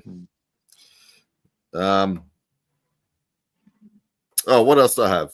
Yeah, so heroes and lords felt more killable, like they just felt more realistic, I think. They're still strong and they still have their place, but you know, in a big army, I always felt like the army wins the battle, not the hero or the lord. But you know, you put them in the right unit and in the right spot, and they still won the day. And yeah, just I did like the whole step up and base to base. Just the system seemed to work well. Obviously, there was other mechanics, so Horde, which meant that people were taking bigger and bigger units, but I just found it a little bit better. Like 6 was good, but 6 was punishing as a dwarf player if somebody just killed your whole front rank and you don't even get to attack back. So for me, it was sort of I like this. For a combination of that and steadfast and all that sort of stuff, which then made it a bit crazy. Well, steadfast. They sort of laid on all these extra rules that, But what did you guys have? I mean, just talk about Magic briefly, like because I know Old World's sort of very similar. Well, it's not. I shouldn't say similar, but like the way you dice up your spells and stuff. Like it's the same, 6, 7, 8 type thing, but Old World. But I did like 8th how you just got, you roll the double and then you just pick a spell, and so like you could game even that system a little bit by knowing, I'll get enough people, so I'll roll enough dice and then I'll get a double and I'll get the one I want. So I think, whereas with Old World, I feel a little bit like, you can't, so you got to buy law. Like you have to buy the law for me to get the one you want, so therefore everyone buys law from here. So I think there was some benefits with the 8th spell picking. And I give me 6 or 8th. I mean, I like seeing the dice and the dice pool type of system. I think that was just fun. I just don't know how it works when it's littered across the whole game, because I actually do like that in Old World. But yeah, the Magic, I don't know. Maybe it's nostalgia for 8th because I went out in 7th and then I came back and it was just like, and I had the money too at the time to just buy fucking whatever I wanted. I mean, not, I still had young kids at the time. So but compared to as a teenager, I had money. And so it was kid in a candy store when I, bought all the Empire Army, bought all my orcs, built it up, and then demons or whatever it was, and so I really have a fond memory of it. And even if the rules had issues, and everyone started to 6 dice, whatever. It was like, I don't know. To me, it's still one of the best editions. And that book, I don't know if there's any book better than it in terms of the design of it and what was in it and the quality and how much content you got in that big red book. You know what I mean? Like, there was a lot. I remember because when I was trying to, like, even going back when I was doing my campaign scenario designs and just the general. Getting that book out and going back and reading through, there was actually a lot of stuff in there that's like, just narrative army, like scenario design, that type of thing, which was actually really cool. I have a question though. Like, if we put aside the pros and cons of, was inventory overpowered, was Magic too much or whatever in 8th Ed, do you think as a design game, and I guess if you're playing competitively, I think this is probably one of the better designed games in terms of avoiding disputes and grey areas in terms of editions of Warhammer? I agree, especially if you got the type of FAQ frequency we're getting now. Like if you actually got an FAQ errata system out every 6 months with the whole life of 8th edition, it would have been a very solid edition. Yeah, true. Yeah, I don't remember having problems with grey areas of rules play. Maybe it's because there wasn't as much of a community that was sifting through the rules and finding problems these days. Maybe that's part of it. True. I mean, my impression was it was a very tight rule set. And maybe that's part of you simplify charging and that type of thing. Wasn't there some things like with leadership, and did leadership, like when you debuffed it, did it flow? There was some weird shit like that ended up people had to like. There was just some weird things. But it wasn't because the old world's really sorted all that out. Yeah, Yeah. That's right. They made it perfectly clear. But yeah, I think it was tight, and I think some of the fuzzy stuff that were distance before they had cleared out, which is nice. I mean, I wasn't really on board with the overall aesthetic of the really heavy infantry sort of bent of it compared to previous editions. Maybe it's just because of the type of armies that I play. When I came back in, I was just playing Brents. Yeah, my 6Z book. Yeah, and I agree. I think what they probably could have done is just gone like what Old World's done, like Horde as a rule, but give it to the goblins and the Skaven and the peasants, and do that type of thing, and because they look cool. What isn't cool is 2 units of 40 white lions or something, but pre like that was probably a bit crap. But and everyone attacks because the high elves have an extra rank of attacks, and the horde and the supporting attack.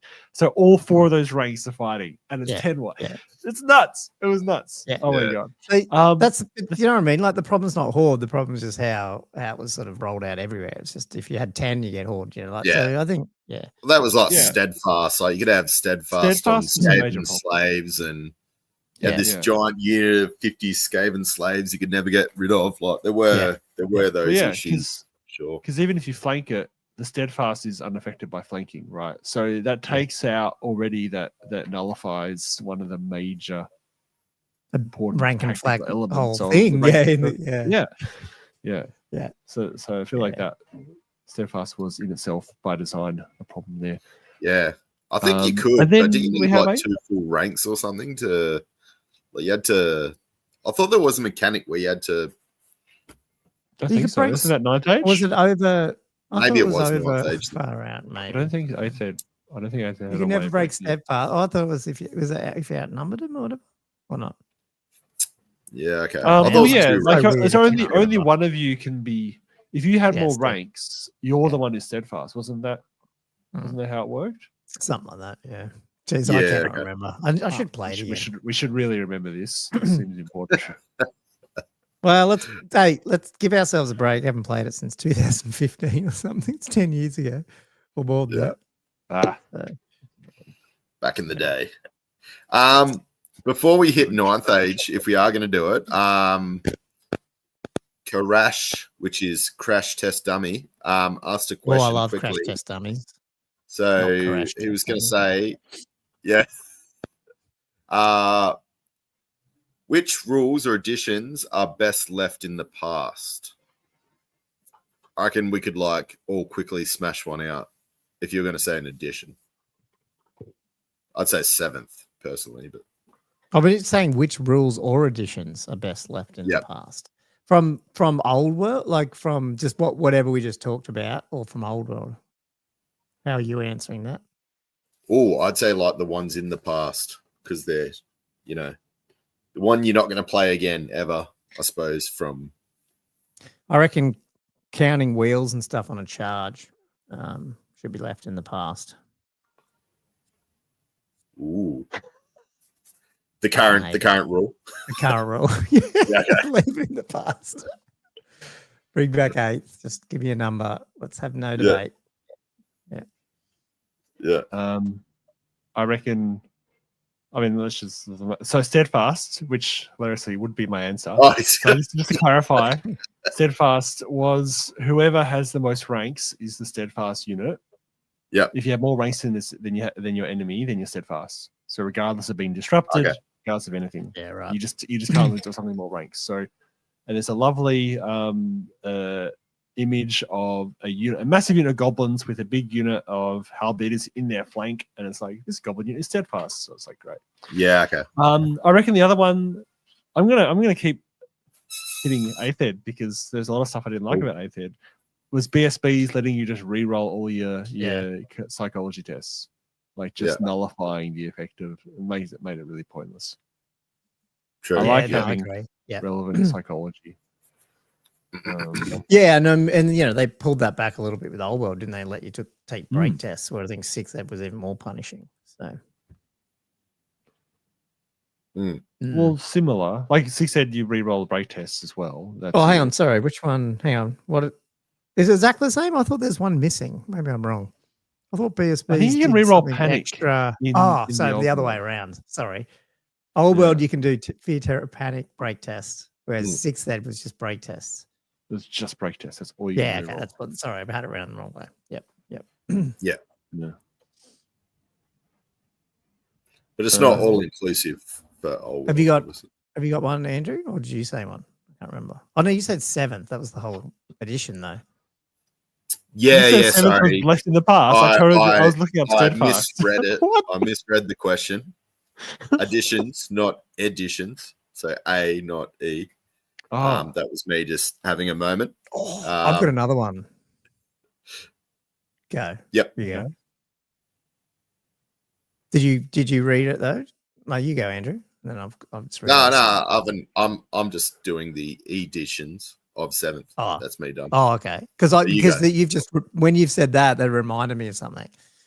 Yeah. N times left in the past. Get rid of it. Ooh. Nice. Never happened. Cool. Do you want to just touch on what 9th Age did? Pop Mark's answer. Yeah. Total Power is not a fun mechanic to play against. Did you enjoy playing Total Power cards, Cormac? 4th, in 4th and 5th. Yeah, it was awesome. I just can't remember how many were in the deck versus. It wasn't just one, surely. I can't remember. I don't know how big the deck was, but yeah, that was awesome when you saw that come up and you had to keep a poker face. Oh my god, it would be. Shall we do the 9th Age? Because we've got because we do have a few different variants because we've got 9th Age, which I think we'll talk a bit about. I saw Mark mention Warhammer Renaissance in the chat earlier. Have you guys ever played Renaissance? I've never got. I haven't played it, but I was in the Facebook group and I was in the Facebook. But, yeah, no, it was cool. I got the books when they were PDFs when they were doing them, but I never actually played it. Yeah, because that one is more of an improved up, old Hammer version. Yeah. Like it's really based on it's 4th, like the 5th. WAP version of 4th and 5th. Yeah, 4th and 5th more than anything. So for me, I actually found that before I knew about the 6th ed revival. And I was like, Renaissance, that's cool. I'll look into it. And then I was like, oh, this is more old Hammer than I was expecting. I was like, well, no, this is actually a bit before my time. I'm not sure about this. And then I found the 6th ed community. I was like, okay, this is where I want. And WAP, because I do want to talk about Mark's totally, Mark. I'm there. Yeah. Although, just with your not admission, but I didn't realize, I learned that about you, Josh, that you hadn't played 5th ed with Magic.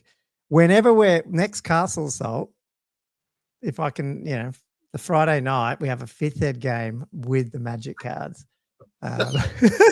So you can experience. Here we go. Got it. You can experience total powering me off the board. No, you'll probably the only reason you won't do it right. You're just gonna destroy me with a card. I'm like, you just did what? Total powering. What is it? Curse of Years. All the 5 ups. Damn it. I hate this game. Cool. Yes. The other addition I just want to give a special mention to was Warhammer Armies Project as well, because that came out similar time frame to 9th Age. I think it was like a competing thing that came out of the fire of the end times, which I feel like I think it was well designed, but it was just won by one guy. I think it was Marcus. I can't remember his last name. I can't remember. Didn't quite get the same sort of traction as 9th Age to start with. But I think because it actually hung around and was actually a very stable rule set, I think after Ninth Age actually lost all its momentum. I've started playing it a little bit. WAP sort of hung around for ages. Like there was, I think there was a lot of people. I think there's people that still do play it. But it's essentially similar to Ninth. Ninth Age. It was a tightened up 8th ed rule set, and with a lot more army. That should have been what Ninth is, and everyone's heard my rants before that. Again, the whole legal thing that happened with the only thing he ended up having to do once Old World came out was take the trademarked imagery and all that down. He could keep all of it because you cannot copyright fucking rules. And the whole I don't know who was advising Ninth Age to change everything because we're going to get Super Games Workshop is a load of bullshit. And WAP proves it. They're still around. Yeah. It's got all the same rules. He's hardly changed any of the wording. Games Workshop don't give a shit as long as he had to take all his artwork. He was using the actual covers of the book. They look legit. Yeah. I can't believe it was up there that long, but that's what Ninth Age should have been, and it's just criminal that they. I'm not criminal. I mean, they can do what they want, but that's what turned me off it. They just the way their language and what they were doing. I was like, you dudes are too over the top. They're not going to come and get you. They can't. What are you worried about?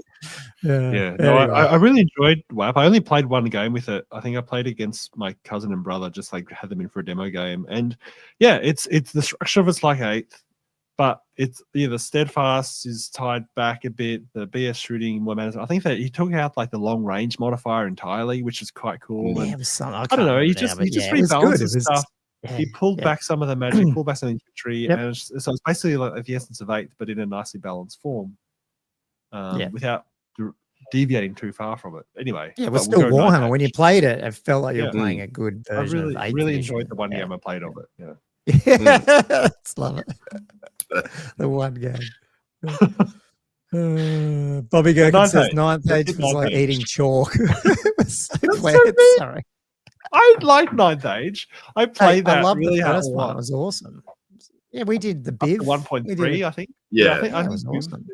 Castle Assault. We had a Castle Assault of 100 people or something. Yeah, it was awesome. Castle Assault, Ninth Age. Yeah, the first set were great. Yeah. Until they just ripped its soul out. Did you want me to go through? Go for it. Yes. Well, you played it way more than us. You played it more than us. Yeah, we should stop talking and let you. Yeah. Well, I actually played Maddie, funnily enough, at what was it? CanCon. No, it was CanCon. Is this you he's talking about? Ninth Age left a horrible taste in my mouth. Yeah, probably. Units, spending half a game just moving units back and forth, actually playing just to get a perfect angle or range. That sounds just like you. That sounds just like me, 100%. I was just like, my whole turn. We're Kings of War now. Yeah, that's it. All right, so as we've discussed, and I'm sure everybody knows, so the rules were created to try and gain an overall army balance, and obviously balance was the big thing with Ninth Age. They wanted something that was very, very balanced. Without, this isn't me, but they were trying to not remove the feel or vibe of the way a faction plays to a certain extent, the game plays, but it slowly morphed into a new beast altogether. So for what they were trying to do as well, which I do like the idea of, is they were trying to have no real must-take units and no real terrible units. So everything was meant to be sort of usable. So obviously at the moment, you're always going to have those really strong units, and there's going to be a couple of units you just won't take. And the Ogre Blade was a testament to this that you get in current editions, but they were trying to get rid of all that.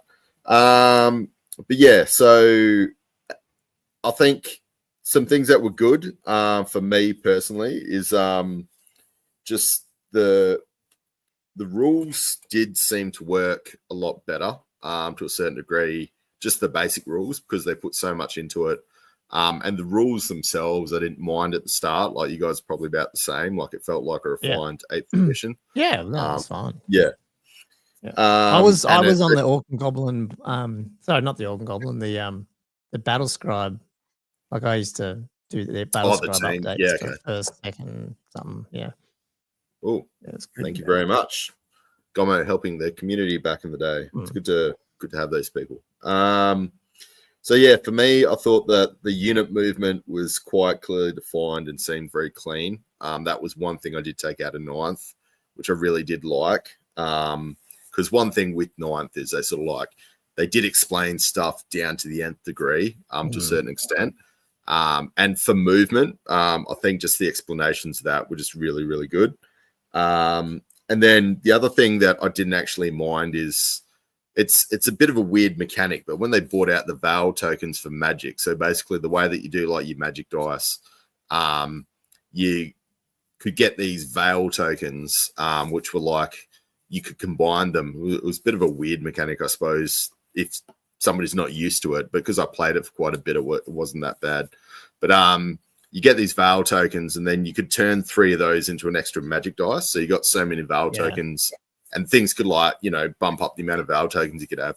And you could save 3. So you could save 1 Magic dice the next phase, which was pretty cool. I don't mind that sort of thing. So sometimes you just have a Magic phase, we got nothing to do. And it just seems like such a waste to roll this awesome, back from 8th ed, or, you roll this awesome power dice and it's just like your first turn and everything's out of range. Just like, damn it. So there was none of that. No, I mean, its own issue. The only issues I have with it is probably because I'm, it's the perspective of Warhammer, whereas they did say they were moving to their own game, their own universe. So as a game, it's awesome. But, I just don't play anything other than Warhammer. So it's not their problem. It's my problem.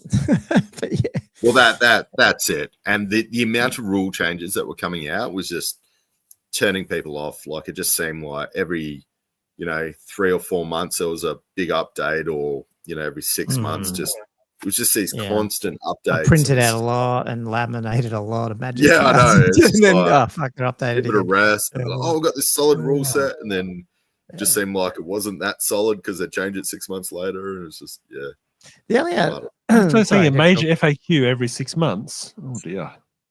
Yeah, things totally changed, and the army books. But I know we're being sarcastic here, but I'm saying, some of the army books that came out was just a completely different vibe to what. That's because they were taking a lot, and give them credit, they were trying to get everyone involved. But it's like anything. At some point, the best thing, sort of what WAP did, is some dude just went, "No, I'll just do it." And you can disagree with what they're doing, but sometimes it just happens faster then. And I think with 9th Age, because they took a long time to, you got to form a committee, you got to do all this stuff. And then so some of those factions lagged for ages. And then eventually, when they finally get their balance book thing out, they were radically different. And then that didn't work. And then they tried again. So, no, I see what you mean. Yeah, too many fingers in the pie, Yeah, just sometimes you just need someone to just go, this is what it is.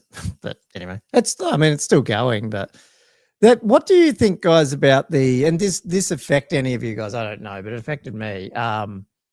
Because 3D printing wasn't huge, at least, it wasn't when it came out. It wasn't. It really wasn't. It was in its infancy, I guess. Yeah, and you had those avatars of war where you had some of the plastic people doing the resin and plastic actual models that you could buy from different manufacturers. But I felt like what happened is 9th Age, you went to it and it was still like Warhammer. You still use your 8th Ed stuff. But then after that, obviously they kept changing the rules. And on top of that, the secondhand market started to dry up a bit, and you couldn't go it's just natural. 2 years, 3 years in, it's the same fucking 8th Ed models. You're like, yeah.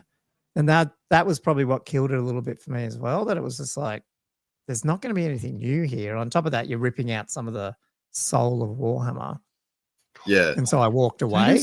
Now, if all these 3D manufacturers were here, I looked at the games I've seen playing 9th Age and all the new 3D prints they're using, and you go, fuck, that looks cool. So it just maybe you've been a bit too early, or the support changes, doesn't it? Yeah, you're right. The era in which we're playing now, in terms of the availability of alternate designs and the quality of it, is insane. They're better than the fantasy, the Games Workshop stuff most of the time. Arguably better, I mean, some of them, obviously, creator dependent, which is fine. But It does open up so many possibilities, doesn't it? That's like I think so. What I'm saying, if not that old world's going away, but if it ever happened again, I think I'd have a more chance of playing and getting into a community-driven one, knowing that I'll get new shit, and even if the community's like, because someone else will give me new shit because there'll be heaps of new 3D stuff. So just a thought that went through my head. Angela says it's interesting to compare how Ninth and WAP got started and how Val's Renegade got taken up. Podcast of privilege. Well, I don't know. I think that's slightly different context though to those. Different eras as well. Oh right, but Ninth and WAP weren't that, were they? Or I don't know. I mean, they weren't. I don't remember there being many Warhammer. If like people correct me or not, wasn't WAP out? Was WAP out when 8th was? Like his books were already out when 8th was out. I think was he adding like Albion and stuff during 8th, and then he made WAP. Is that what happened? Something tells me they were out longer than. Were they longer than 8th Ed? Like pre-8th Ed, like pre-end times. But I might be wrong there. But right. But I mean, Renegades is a different kind of the fist because I know they're all fan made, but it's it's supposed like to bolt onto an existing game that's supported by GW, which is rather than 6th Ed. 9th Age and WAP. Did you guys? Did you actually listen to my video that I put out on the weekend about that? No. Okay, so you just saw the rage. So no one listens to it; they just rage back. Okay, I wanted, but I haven't had time. Fair enough. Very keen to listen to it. But I made that point about Legend or whatever it is, Renegades and no, what do they call it? Legend? No, what's it called? Not Legend. Legacy. Legacy. I just don't think the community will put up with them not being in the game, and I think it might be a game breaker for Old World if they ever do. But I don't think. Well, I don't think it'll kill it, but it'll never reach its potential if they don't fix that. Yeah. And there's no way I cannot see the community turning around, going, "We're gonna not allow Legacy anymore." That they've got more chance of doing that to Cathay, which they have done in some areas than they have barring. That's true. True.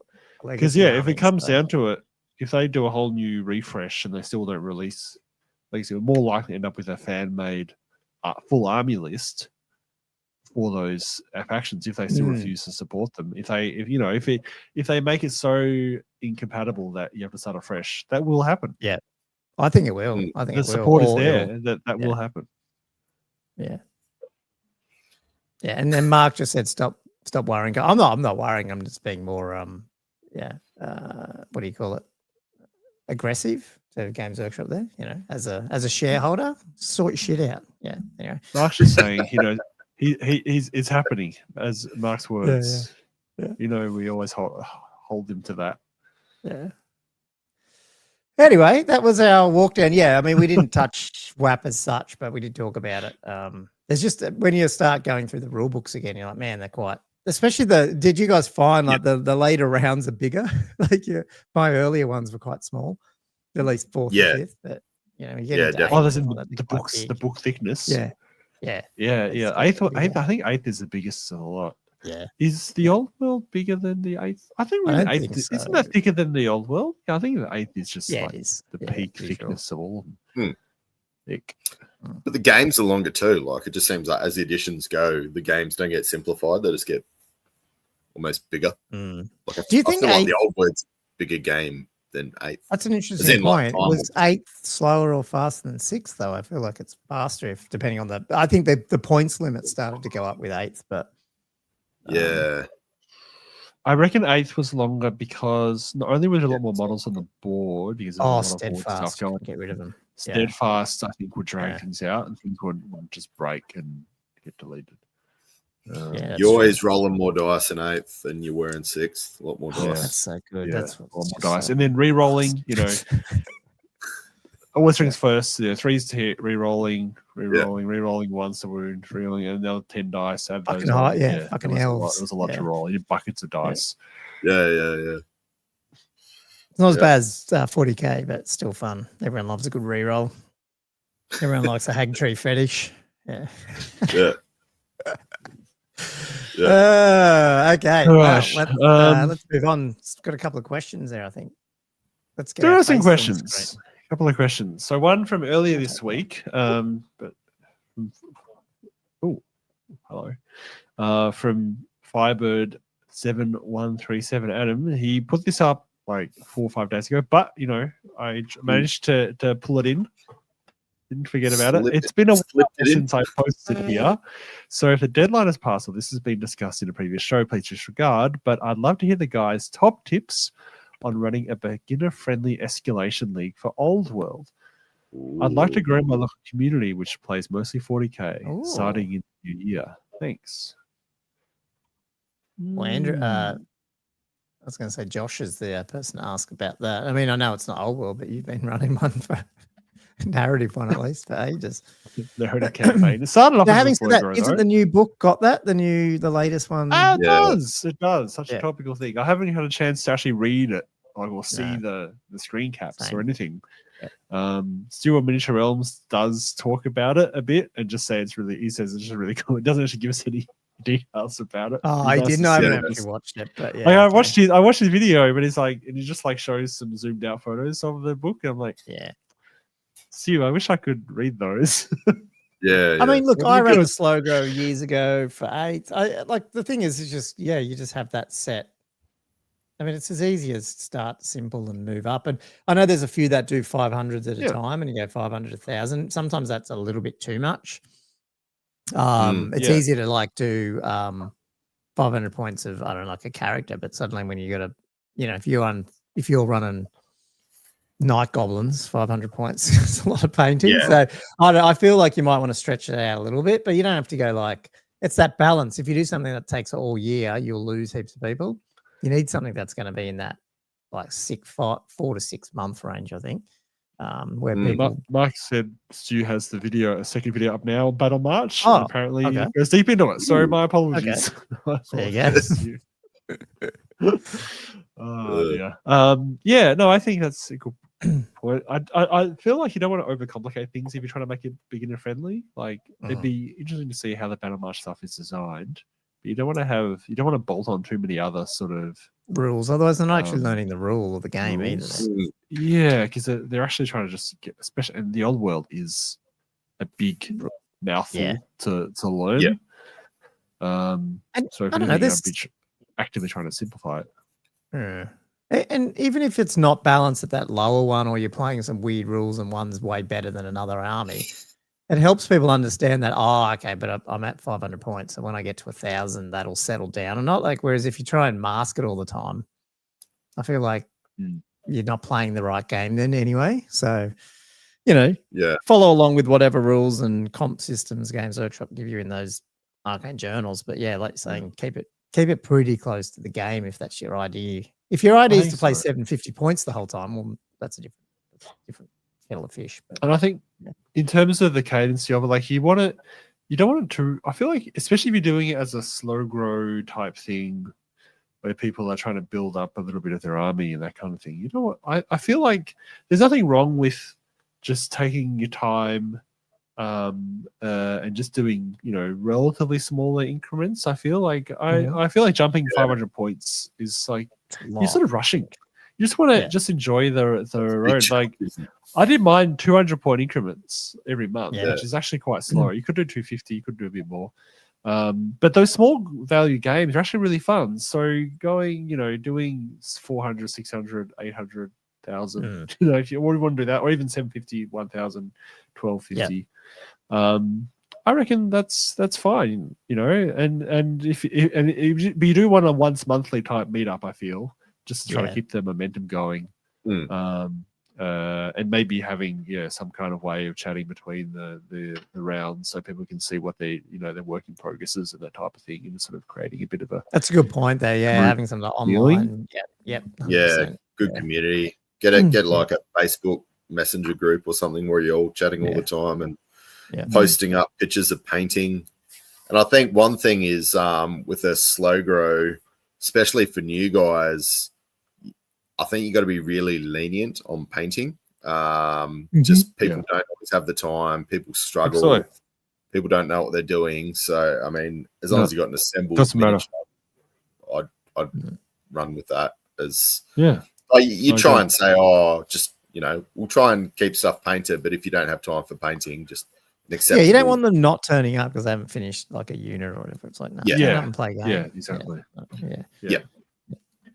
You want to be as inclusive as possible. You're not playing. It's not competitive. It's not like a major event or anything like that. The whole point is to just people to be grown, be part of the community. That's the aim of it. Do you find, Josh, with sorry, just quick one. If you were doing a slow grow that wasn't narrative, would you still throw a small narrative in as part of a scenario, or would you put a scenario in there for everyone to play? Or I would. So, I mean, if I'm talking about the slow grow that I was doing a few years ago with the 6-head, I would design like a bespoke scenario every month that people would play, pretty much. And it sort of had a little bit of narrative. There's only so much narrative you can weave into it because it's got to be symmetrical. And it just, but yeah, it did have a vague sort of simple scenario like theme to it. But yeah, I think people liked that. Yeah, they did come in every month, and there was like a new thing to play, and it wasn't just the same scenarios every. You just something like battle line every month or that type of thing. It actually helped me too because it helped me learn how to design, like work on, like give me some experience in designing that kind of thing, and help me understand what works well and what doesn't, and that's a cool skill to work on too, on a personal level. Should we do the next question? Yeah. Sure. Yep. Because this is another one. Once this is Mark's question, this is where his Patreon dollars are going. I realise I totally missed out. He's kept the Mark Latham L nickname. I thought he's put it in there for a bit, but it's still there. Okay. His question. It has a few parts, but I might just read out the first part and then go that. For the Seeker, Wyvern Herder, and Homesick Sea Elf. The first part. So with the likely forthcoming balance. Who's what? Yes. Well, Josh is the Seeker. The Slanesh. I'd be the Seeker. I'm the Wyvern. Slanesh Seeker. I was trying to work that out. I'm like the Garrison. You're the CL. You'll be the Homesick Sea Elf. I'm trying to work out the Seeker. That's what I was. Yeah. Makes sense. You're thinking Harry Potter there for a bit, weren't you? I didn't know what I was thinking. I was confused. I was like, who's what? Yes, thank you, Mark. With the likely forthcoming balance changes to Cathay and vampire counts. And vampire counts. So how do you put that in? I don't know. Do you think that it's likely changes will also be made to Beastman lists, which are starting to fill the slots below those two factions? And do you also think that Tomb Kings will remain unscathed, or will by association the changes to vampire counts also adversely affect them? Ooh. Well, I didn't know. I can't see us getting a vampire count patch. Yeah. I don't reckon they'll touch them in this edition. Who's patching vampire counts? Apart from Val, no one else is patching vampire counts, are they? Unless they actually fully de-legicize. They have to nerf Tomb Kings. So you got to look at Tomb Kings and think if they change an undead type rule, that would affect. Surely there's ways of nerfing vampire counts that doesn't nerf Tomb Kings like in sort of an indirect sort of blowback. Like, because it's like if you nerf a Scream, like that's not going to affect. Like, you know what I mean? Like there's specific levers you can pull that aren't going to. I mean, sure. And the other thing is like if you're nerfing the overall undead rules, I'm not even sure what part of it you would necessarily change. I mean, there's clarifications you can make in terms of the regen stuff, I guess. Yeah. I think that's a good point. I totally forgot about that one. I reckon, revert that thing back. Let's just at least stop it being the any lost wound thing. The crumble. Yeah. The crumble. Yeah. Because then that would at least help against some of the Graveguard stuff. Yeah. He's saying it's likely He said regen, likely scream regen. stacking. I just wouldn't have thought they'd. I don't think they're going to touch the vampire. Jeez, if they bring out a slightly patched legend one, you know, then that you're like, wow, that would be amazing. That would be. They're going back on their way. Game changing. Yeah, absolutely. If they did, that'd be so exciting. Because then it's like, yep, we got them. They can't leave it alone. Release a video saying we do not need a second. We get a nibble on the line. Yeah, that would be awesome. We do. We live under big red rocks down in Australia. Yeah, I'm missing all this. I can see, I don't know which bits are what and what comment though. It's never going. What is that one about? Yeah, Mark's in some like GW. Oh, chat, DM Latham. Special He's one. saying the Latham. Oh, right. Cool. Yeah. So I'm just way behind on what the comment was versus what we're talking about. Anyway, his question was, because all we've done is react to his vampire counting. Yeah. Yep. Do you think that they will also make changes to the Beastman lists? Was his actual question. Yeah. If that was the first half of his question. Because they're I feel like he's putting a lot of emphasis on GW following the meta very closely and making alterations. They are up there. They're probably like third. Yeah. Wild Herd is. This is the problem. Like Wild Herd is, and it's probably the bold tidy magic-y stuff, probably, I'd imagine. I was surprised if the Hearthstone it's really just the wild tide. And Hearthstone, yeah. I think Valtide magic might be an issue. I mean, yeah, it wouldn't surprise me. Like Valtide, as we had first row seats to, or indirectly, the other week when we had Travon with his pretty brutal, like I think it was only 2 Vile Tides, but he had the Power Stones and was it 4 casts like or something? He had a bunch of casts. Yeah, he had 4 though. Yeah, but that way he had like 2 Vile Tides. Well, yeah, but he had some summoning ones. 2 summonings, which are just as bad. The summoning's pretty good. Yeah, totally. Yeah, and then he if you can buff it, summoning all the buffing. Yeah, because he had all those buffs going on. So there is some nuts. I think the problem with Beastmen, I reckon they're on a weird level because if you take that out, they're not the most mobile army, and they can't exactly. You come at them with some flying shit, and suddenly they're like, oh. So you think without that gimmick, they suddenly fall flat? A little bit like Bretonians without peaks. Yeah, a little bit. Yeah, they're a little bit. Because there's other elements to the Beastman list you just don't see, all the Cav, and you don't see the Gorgons, you don't see all the other monsters, so there's a lot in there, but it's just a little bit one-dimensional with the meta at the moment. Yeah, that's fair. Yeah, Tomb King's interesting. I don't know. I feel like they're not totally sitting at the top all the time, but they are in that top 5 or whatever. I don't know. I feel like it's almost like you want to bring the other armies up around where they are, not, and obviously bring them down a little bit with like the silly, regenning crumble and shit. But... Yeah, I feel like if they did take out Valtide, and I guess this is what Mac was asking, I feel like they would have to bring up some of those other units. But then it becomes quite a big change. Then if they're nerfing other stuff, buffing other things in the same army list, suddenly it's a lot of things to alter. And give them their time. I mean, geez, they didn't have anything for 8th. Like horrendous. The 7th. Just keep overpowered. It's got nothing to do with the fact that I collect them. Same as Tomb Kings. They were shit. I know it's going the after worst 8th. Were Tomb Kings ever good in 8th? Like that book was shit when it came out. So, No, I would say, but like, come on, Dragon Ogres and Shaggoths are both still really good. So you guys need to watch my video I put out, because I said Monstrous Infantry, Monstrous Cav need to have a comeback. Monstrous Infantry can be saved with stomps, like give them 1 stomp again. Monstrous Cav stuff, they should go to 4 wounds, and you might actually see more Monstrous Cav stuff pop around as well. Like I think that's why you see Dragon Ogres used, because they've just got a little bit more resilience. They're on a bloody, they take up 6 infantry slots, and they've only got 3 wounds. Like I think there's some stuff you could do with those models to make them useful. Dragon Ogres are good.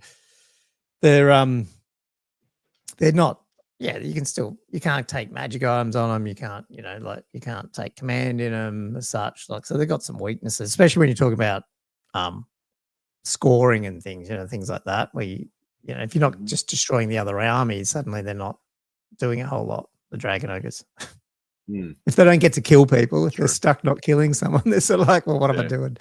Yeah, they're just sitting around. Yeah. What's the problem with that type of unit?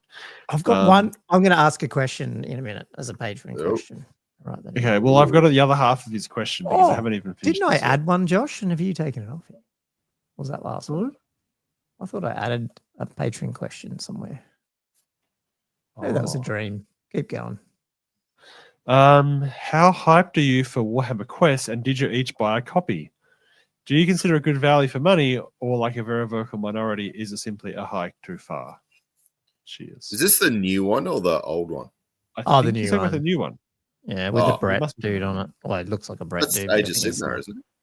Yeah, not hyped. Yeah, I don't know. Some of the figures are cool, but I like the first edition one, but I never got the others.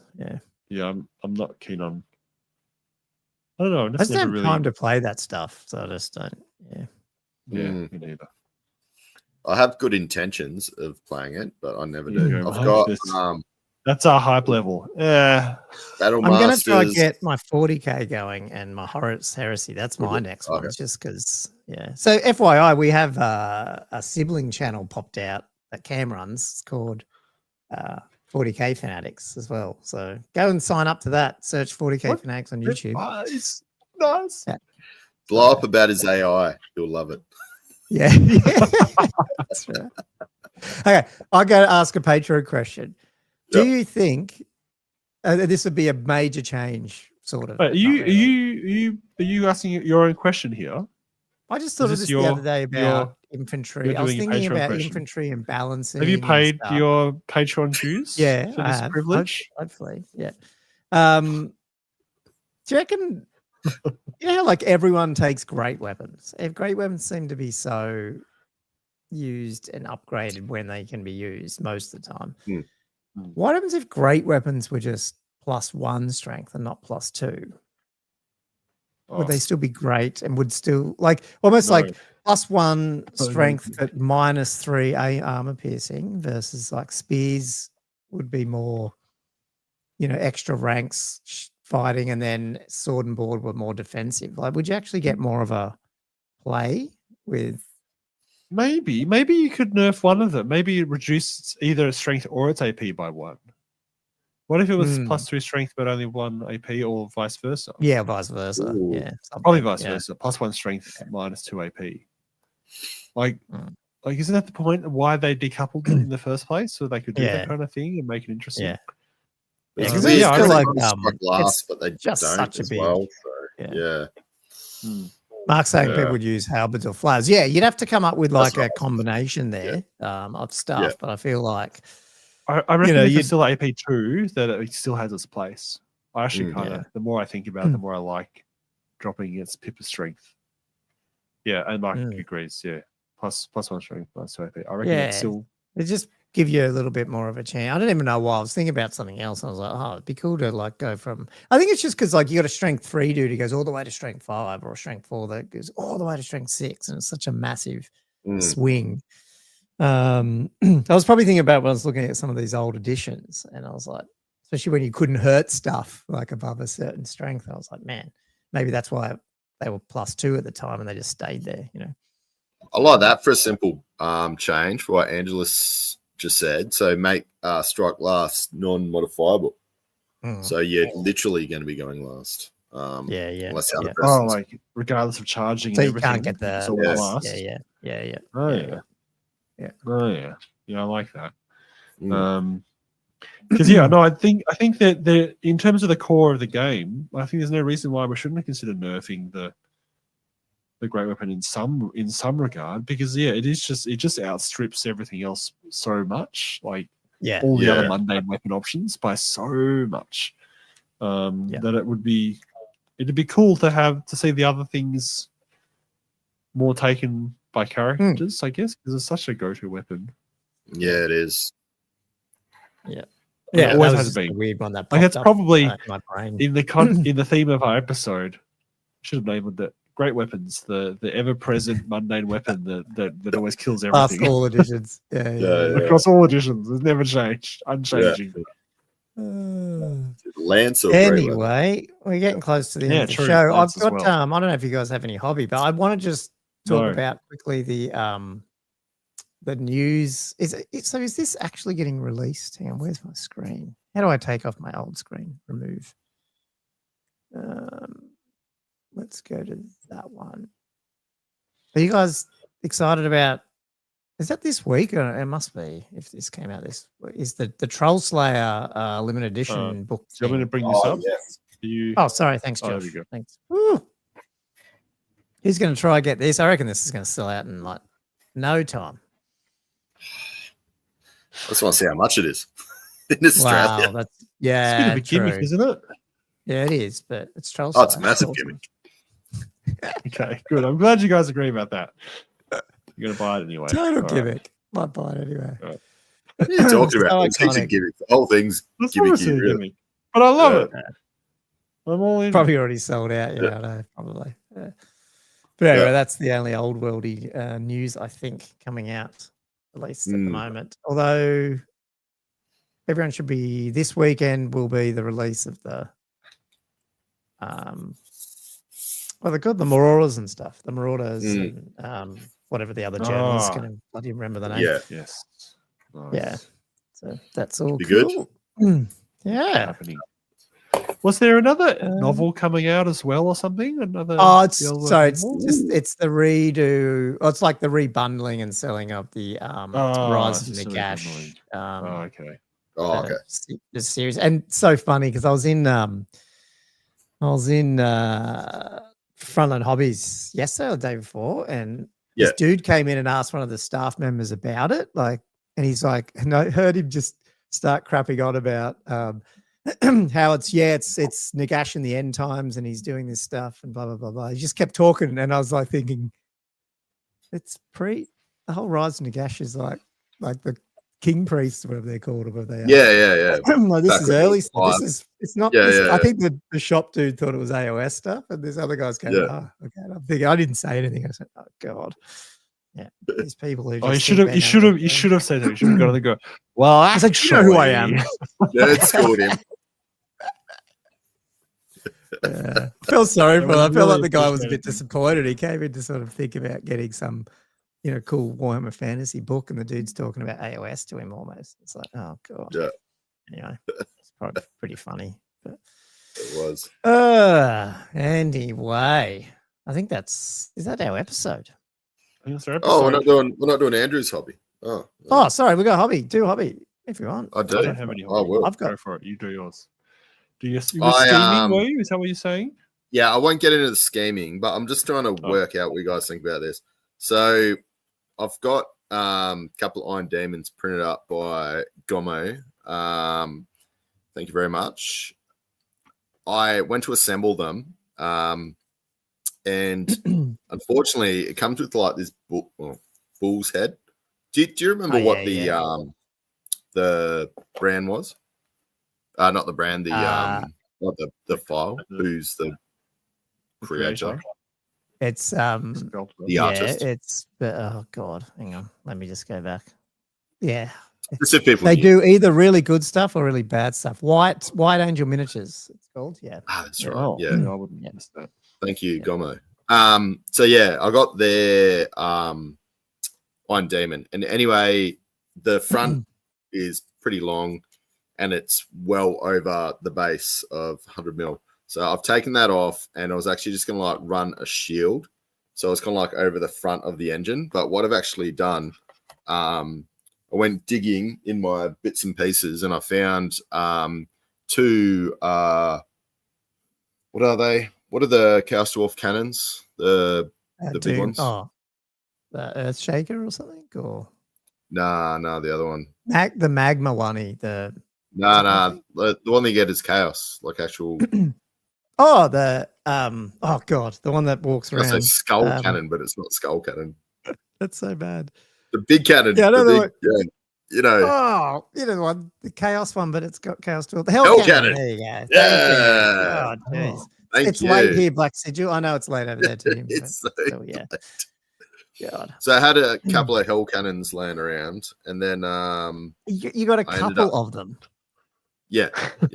So, and then anyway, ended up grabbing there's like a little funny demon head on the front of the Hell Cannon. So I've borrowed that out of those kits, and I've thrown it on the front. And I don't know if I like it or not because it looks kind of derpy. It's got like this. It's like a train with like this. I don't know. It's like a. Looks like little eyes of a bug now. Sort of thing on the front. Yeah. And I kind of thought in my head, I'm like, oh yeah, it's going to be like this demon head is like eating people, like to go into the engine. But then I've sort of super glued it on. And I'm like, I don't know if I like this or not. But yeah, anyway, that was my hobby, and it took quite a while to do. And I think I've gone too far to undo it. Oh, just keep doing it. I might take some pictures and actually put it up so people know what I'm talking about. But anyway, that was my hobby. And also I'm making. Did you see what Matthew James just said? Thomas the Stank Engine. The Stank Engine, yes, it is. And I love that video. It's so good. And I've also begun converting a bunch of my Hob Grots from Aegis Sigmar, which are these guys. And I've started putting bows on them. And he's got a shield. And he's got his little quiver. I was trying to work out what it's called. So, yeah, they're going to fit. So yeah, I'm converting about 100 of those guys. So wish me luck. So you won't have more. So we'll do them for our next bat rep, but then you're not going to get them all painted, right? So I'll get them semi-painted, but they won't be converted. Converting is going to take a very long time. Yeah. Because I wonder if I should. Yeah, no, I'll just get my list. Yeah, because I'm still going to play Beastman. I was just playing around with some stuff, but yeah, we'll see. Maybe I will just. I haven't been hobbying, but I just want to. I'll give you guys a sneak peek of some of these picks for people who've lasted this long. Yep, this is it, guys. What's coming this weekend on OWR Rankings is we have army galleries coming up. We've been sourcing some people's galleries, so you'll be able to put your armies up. The iceberg, but it is just the tip of the iceberg.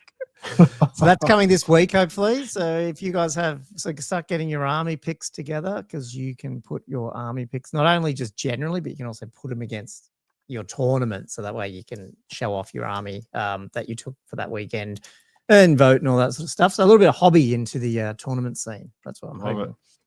Yep. And then on top of that, there's also events coming. So hosting on Old World Rankings, we'll have actual tournament matchups, all that sort of goodness.